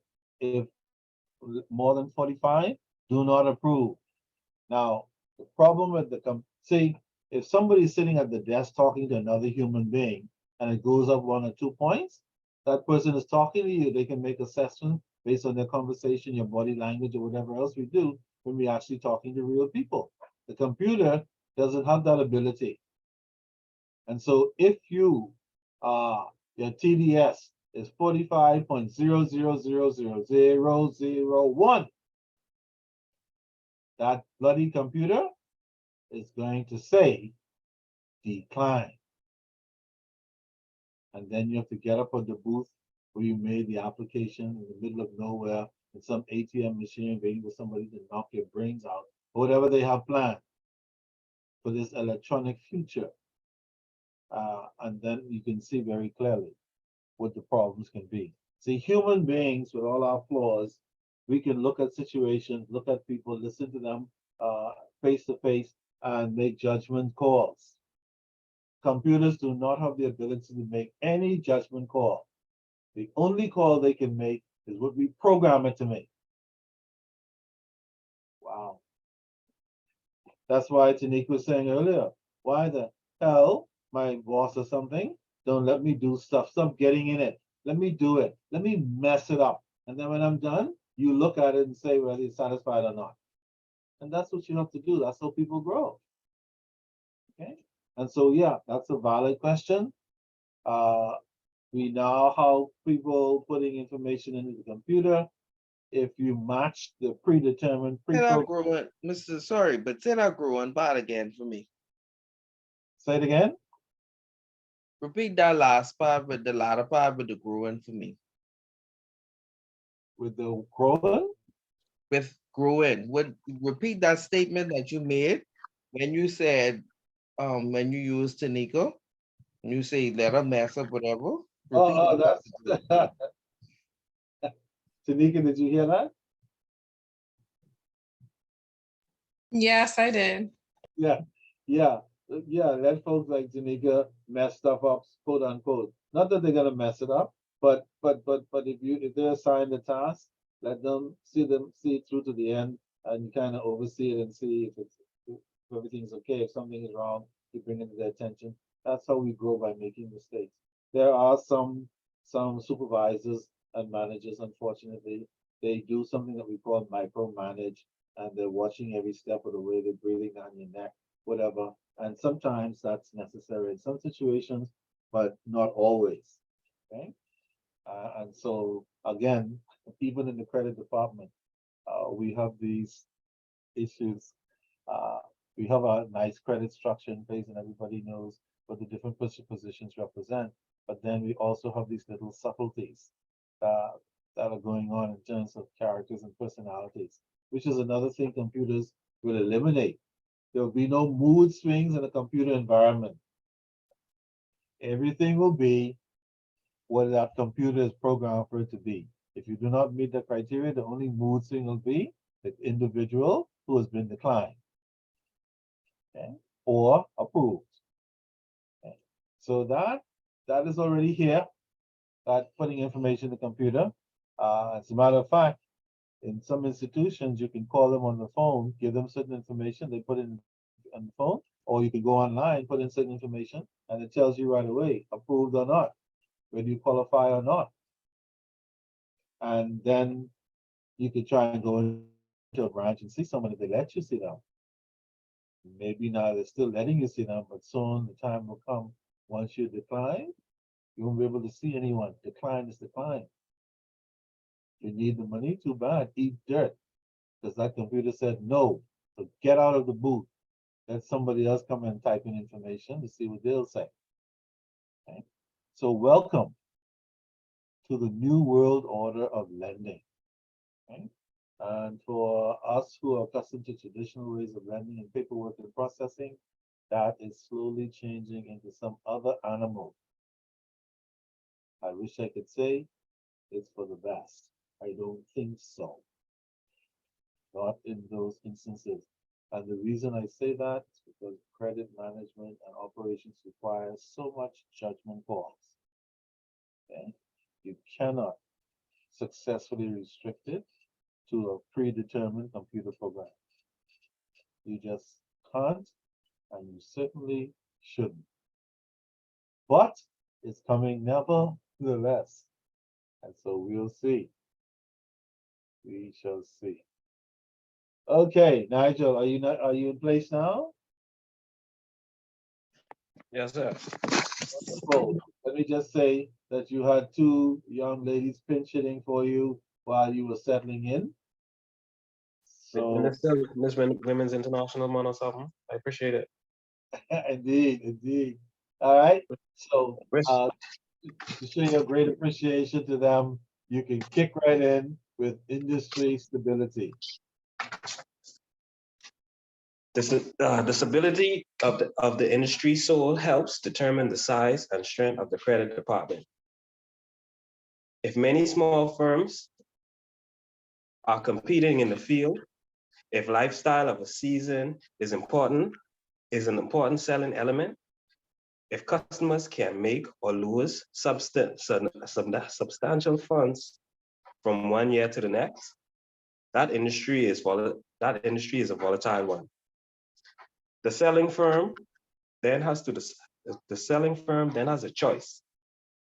It either employs a moderate-sized credit department instructed to grant credit only to the high-grade firms, or it collects a staff of top-notch credit analysts and competent investigators and collection clerks, all supervised by a credit executive completely familiar with the industry and all its problems. The latter's experience and knowledge will help gain the confidence, respect, and cooperation of customers and prospects. Enable the credit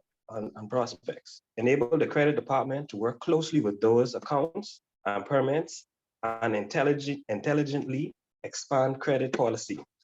Okay, before you go on, Nigel, your opening You- salvo talks about how a great team can get just about anything done.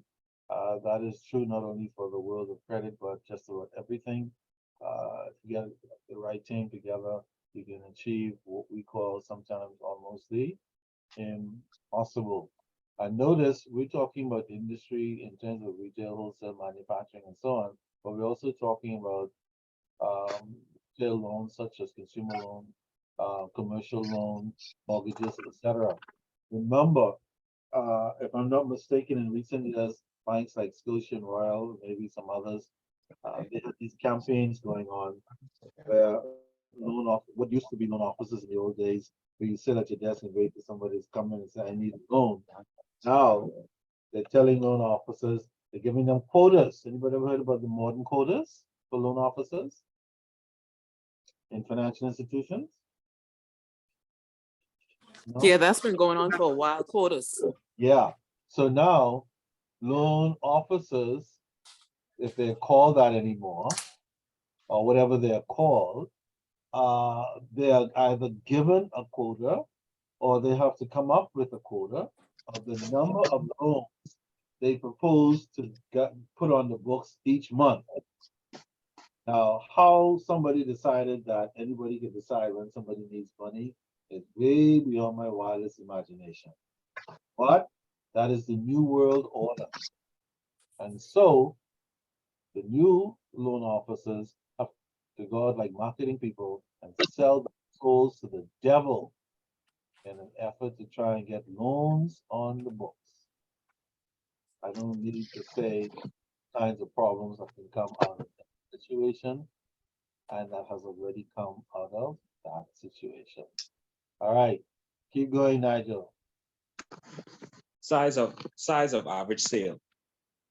The average sale or the average dollar amount of the invoices issued by a company also influences the size and shape of the credit department, and the policies follow. If most sales are a modest amount, and if the total amount owing by the customer is equally modest in relation to a seller's capital, credit policy will not call for extensive investigation and analysis except in unusual cases. The bulk of the credit work can then be performed by skilled clerical help with heavy experience and talent. The prerequisite, That funny word, yeah, prerequisite. the prerequisite only from the top man. Okay. The bulk of the credit work can then be performed by skilled clerical help with heavy experience and talent, a prerequisite only from top management of the credit department. Hmm. In another case, the average sale and the amount owing may be quite sizable in relation to a seller's capital.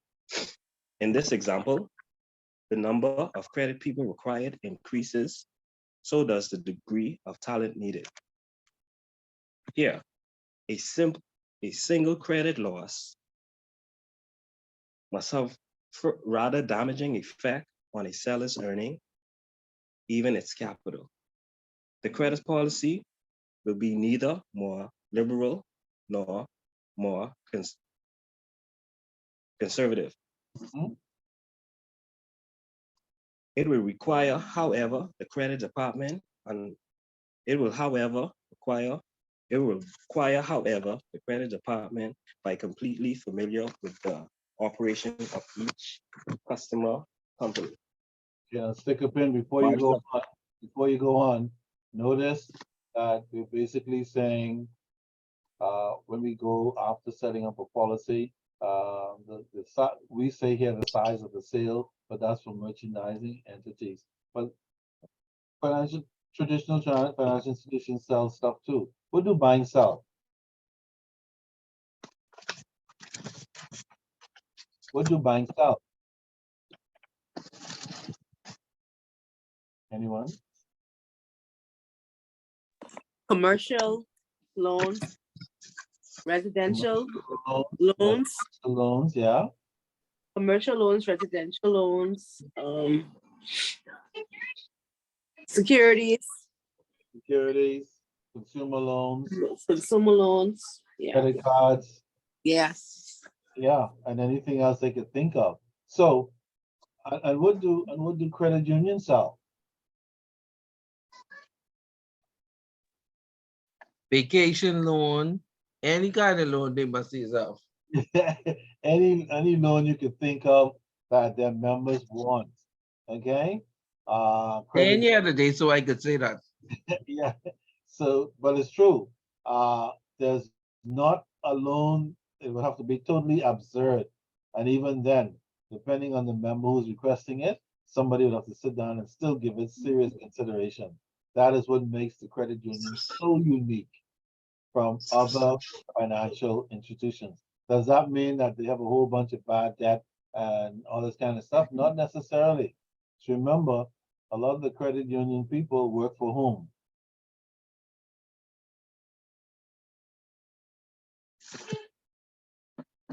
The hotel. The hotel, and even more importantly than the hotel, Government. the government, yes.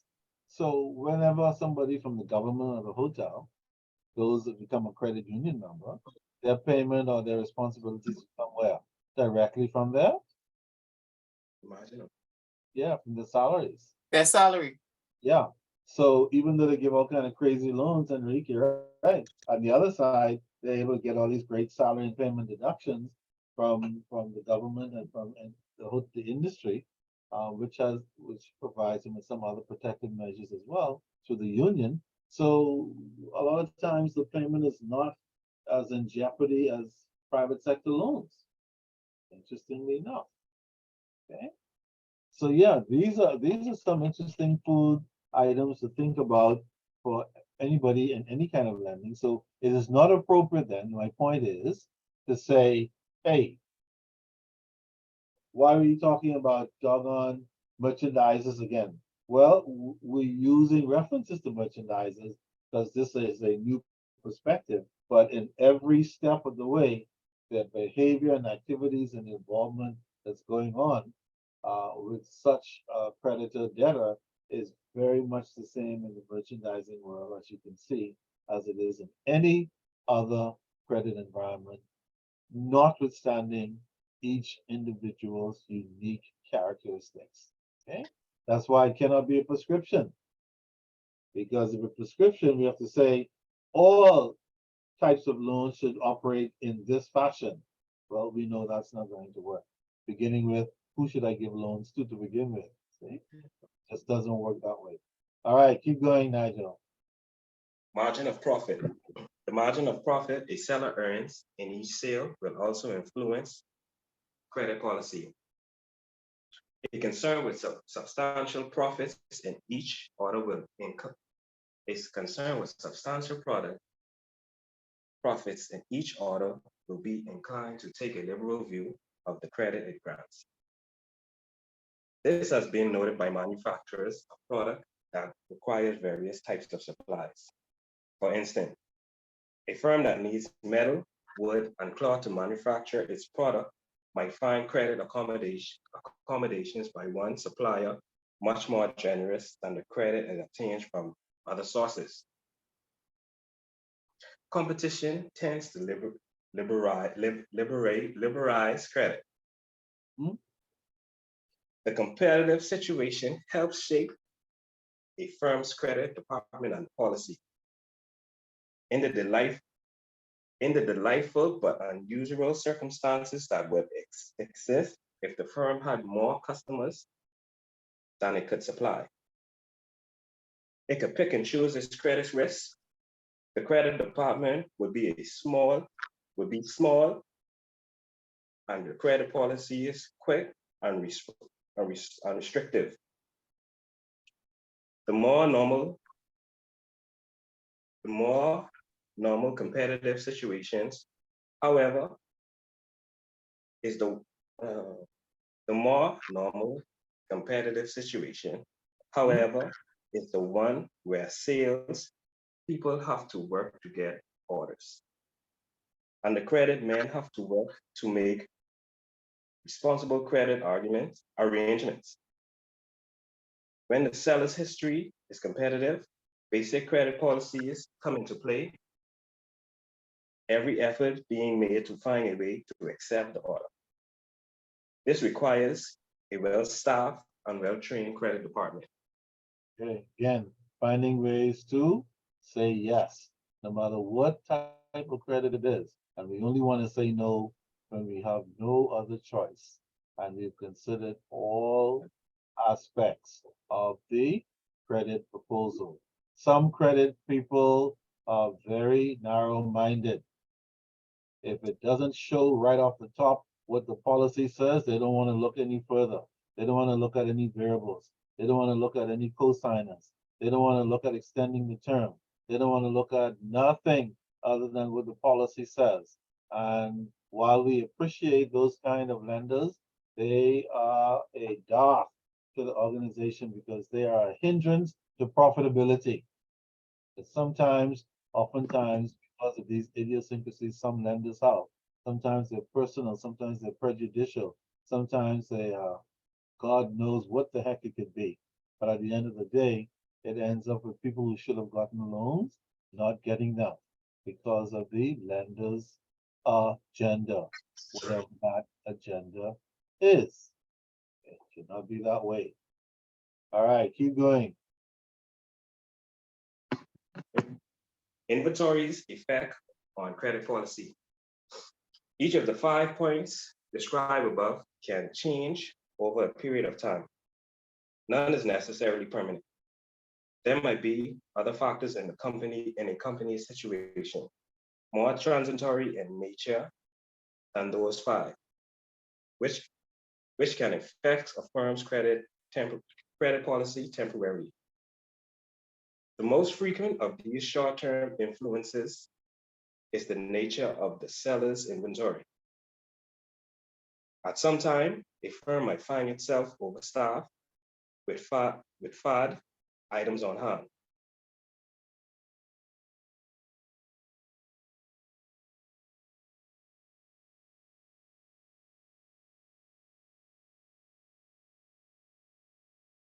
Sounds like that. Not Nigel, are you there?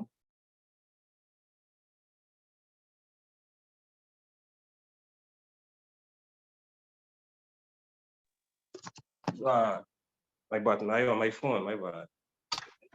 No problem. You're brave to be doing this crazy stuff on your phone. For sure. Changes emanate in the style or design, or with seasonal good left at the end of a seller's period. This dead or dying stock then has to be pushed out, and the firm's management willing to grant credit in amounts and on the terms it might not ordinarily give, or the customer it would not ordinarily accept. Now, watch this. I don't know if you guys got that part, what he's actually trying to say. But in terms of merchandising firms, remember earlier we looked at all the different things that affect the credit policy, from competition to profitability, those 5 things that we were looking at, the size of the sale, etc. All of these things, stability, all of these things determine the type of credit policy that the company establishes. Now we come all the way down to this issue of even inventory affects policy. And for example, what do we mean? When things are good and everything is being sold, a company might have a tighter credit policy and don't give credit so easily to persons who are asking for it. But let's say they have this stock that has gotten old. We use the word fad, meaning that it's no longer in fashion, and you need to get rid of this inventory quickly. All of a sudden, you're either going to drop prices significantly, and or give credit far more easily to somebody who wants credit, just so that you can get rid of the excess inventory. Okay? And so again, this business of the policy that we have for our firm is it is not supposed to be written in stone, etched in stone. It is not supposed to be that way. Credit policy documents are supposed to be flexible so that we can change the context of certain things as the environment changes. Okay. We all saw, for example, what COVID-19 did to every credit portfolio in the world, not just the Bahamas. Every portfolio in the world came to a standstill, went completely to hell, forced institutions to suspend payments. When the COVID situation was over, people still didn't have jobs. Some people still don't have jobs, whatever the case might be. And now lenders have to be thinking about creative ways in order to get those accounts back in good order. Not necessarily an easy challenge. Will they consider more liberal or freer credit positions? Depends. So much money has been lost to bad debt. Lenders may not be happy or excited about easy credit right now. Maybe when the market gets stronger and they make some of that money back that they lost from COVID and post-COVID activity, then perhaps getting a loan in any capacity might be easier, whether it's a house loan, a mortgage, or otherwise. Okay. All right, keep going.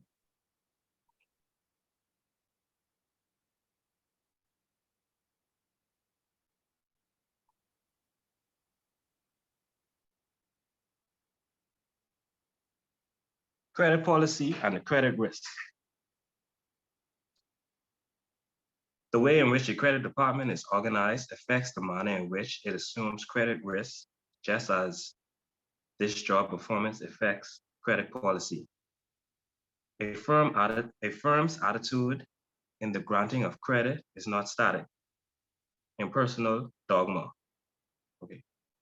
It should be vital, sensitive, and always attuned to current business conditions.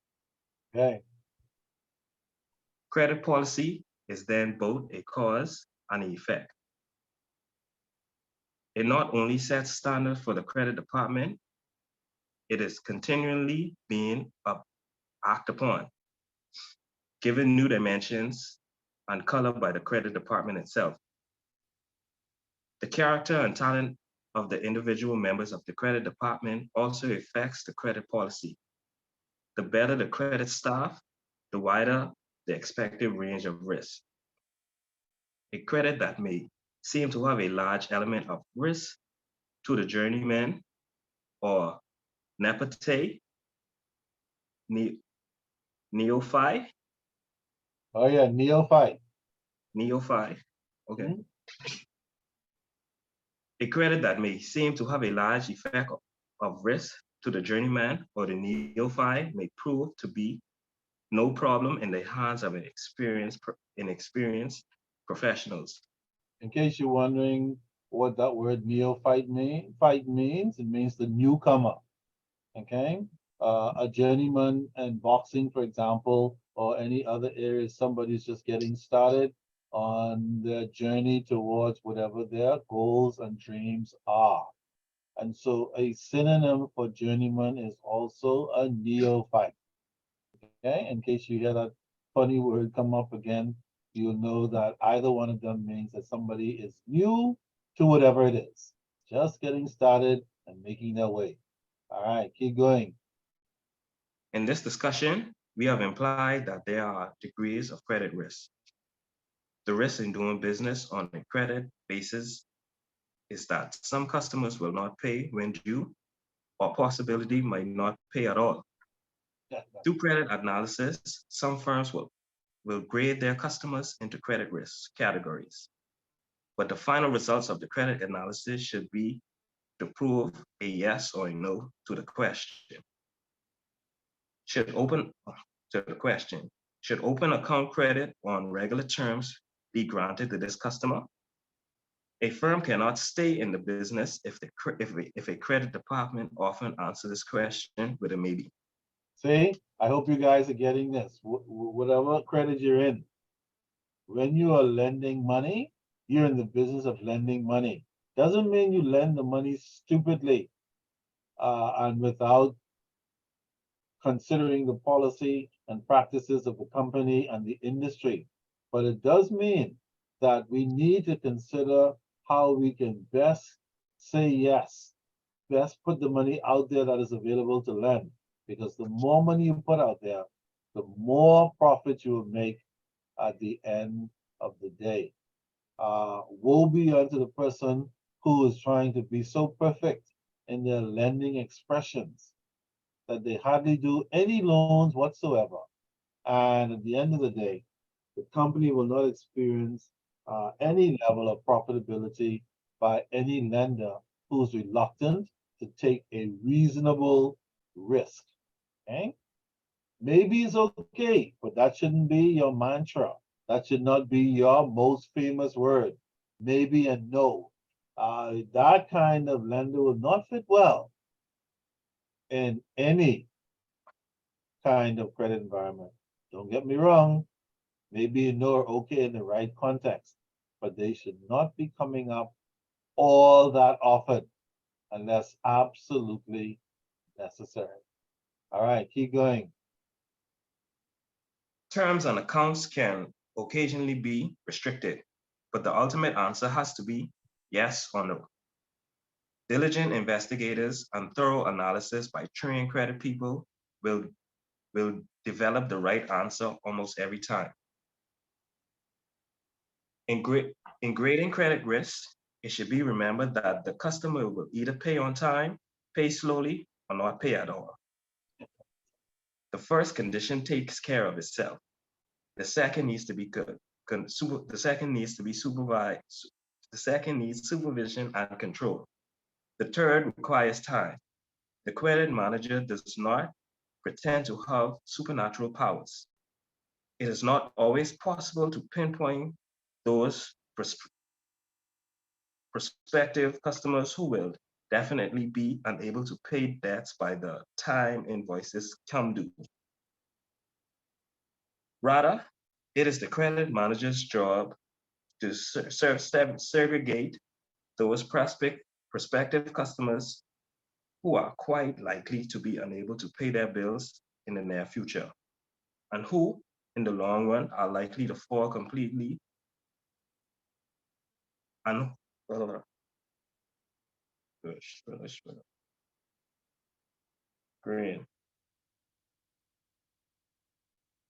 who are quite likely to be unstable to pay their bills in the near future, and who, in the long run, are likely to fall completely useless, unless changes are made in their methods of operation.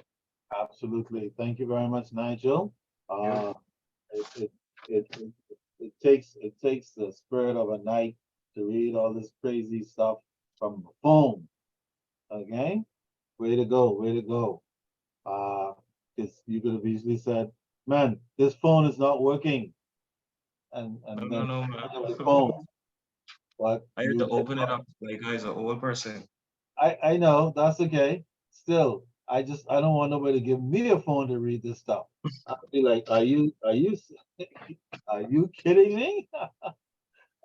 I'll be waiting for the phone till somebody call me, let the phone ring so I can answer it. I'm not reading all this crazy stuff. Way to go. All right. I have two sons who they're in the computer world and they do everything on their phone. Man, they soon fax me over on their phone. Okay. Put me in the app and bring me over to where they are. So I know this is one of those amazing things. So thank you, Nigel. So we can see then, based on all and sundry, the credit policy is driven by so many factors, And for your midterm, this part of it, let me give you a hint. You need to know what those factors is that drive those 5 issues plus inventory that drive the credit policy. You need to know that you need to take risks from time to time if you're going to be successful in the credit business. And all these very key that being too restrictive in your credit policy is not always going to be helpful. That sometimes you have to be more liberal, take some calculated risks, be ready to say yes before you say no. And certainly in the world of credit, you don't want to give credit to every Tom, Dick, and Harry, and Mary, and Jane, but you certainly want to do, wherever possible, the majority of good loans or good credit proposals so that at the end of the day, you can increase your profitability. That's the deal. Okay? All right. So, having said that, we can now brace ourselves for next week's discussion. What is next week's discussion? Does anybody know? Did anybody look ahead? Chapter 3?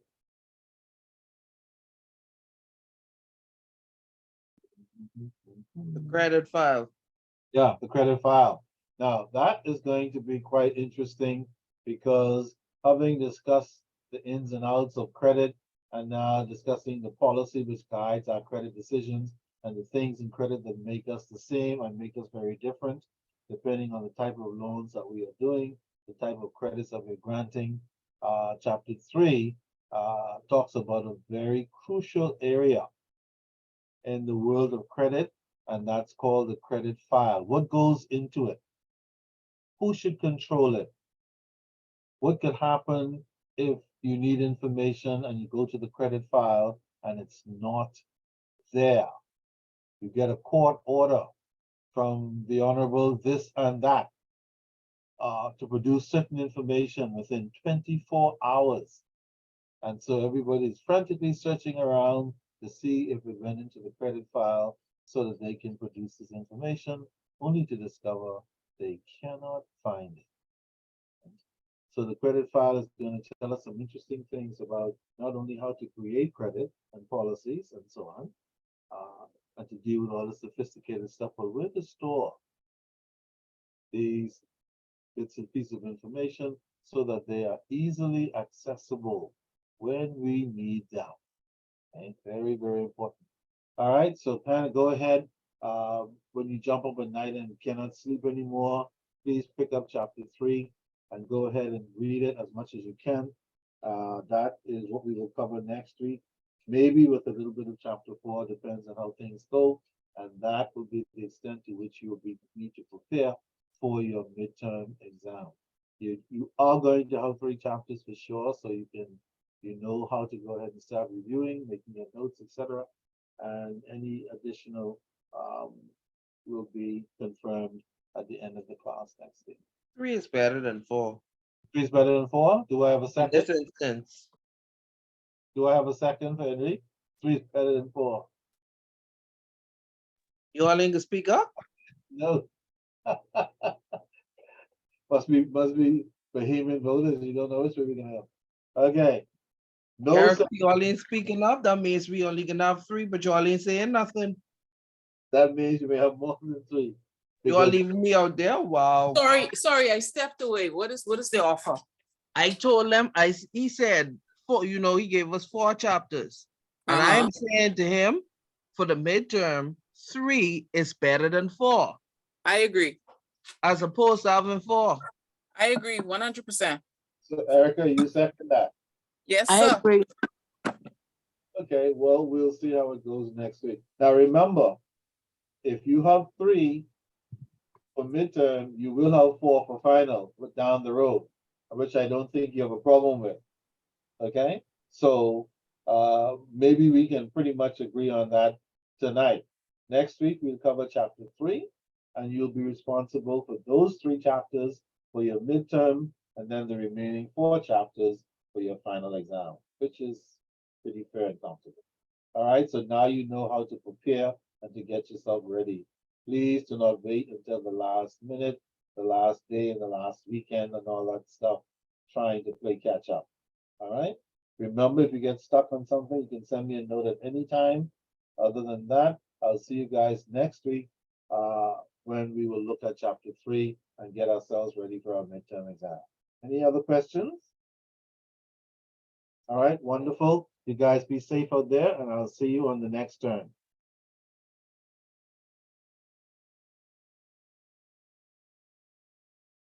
Good night. Good night, good night.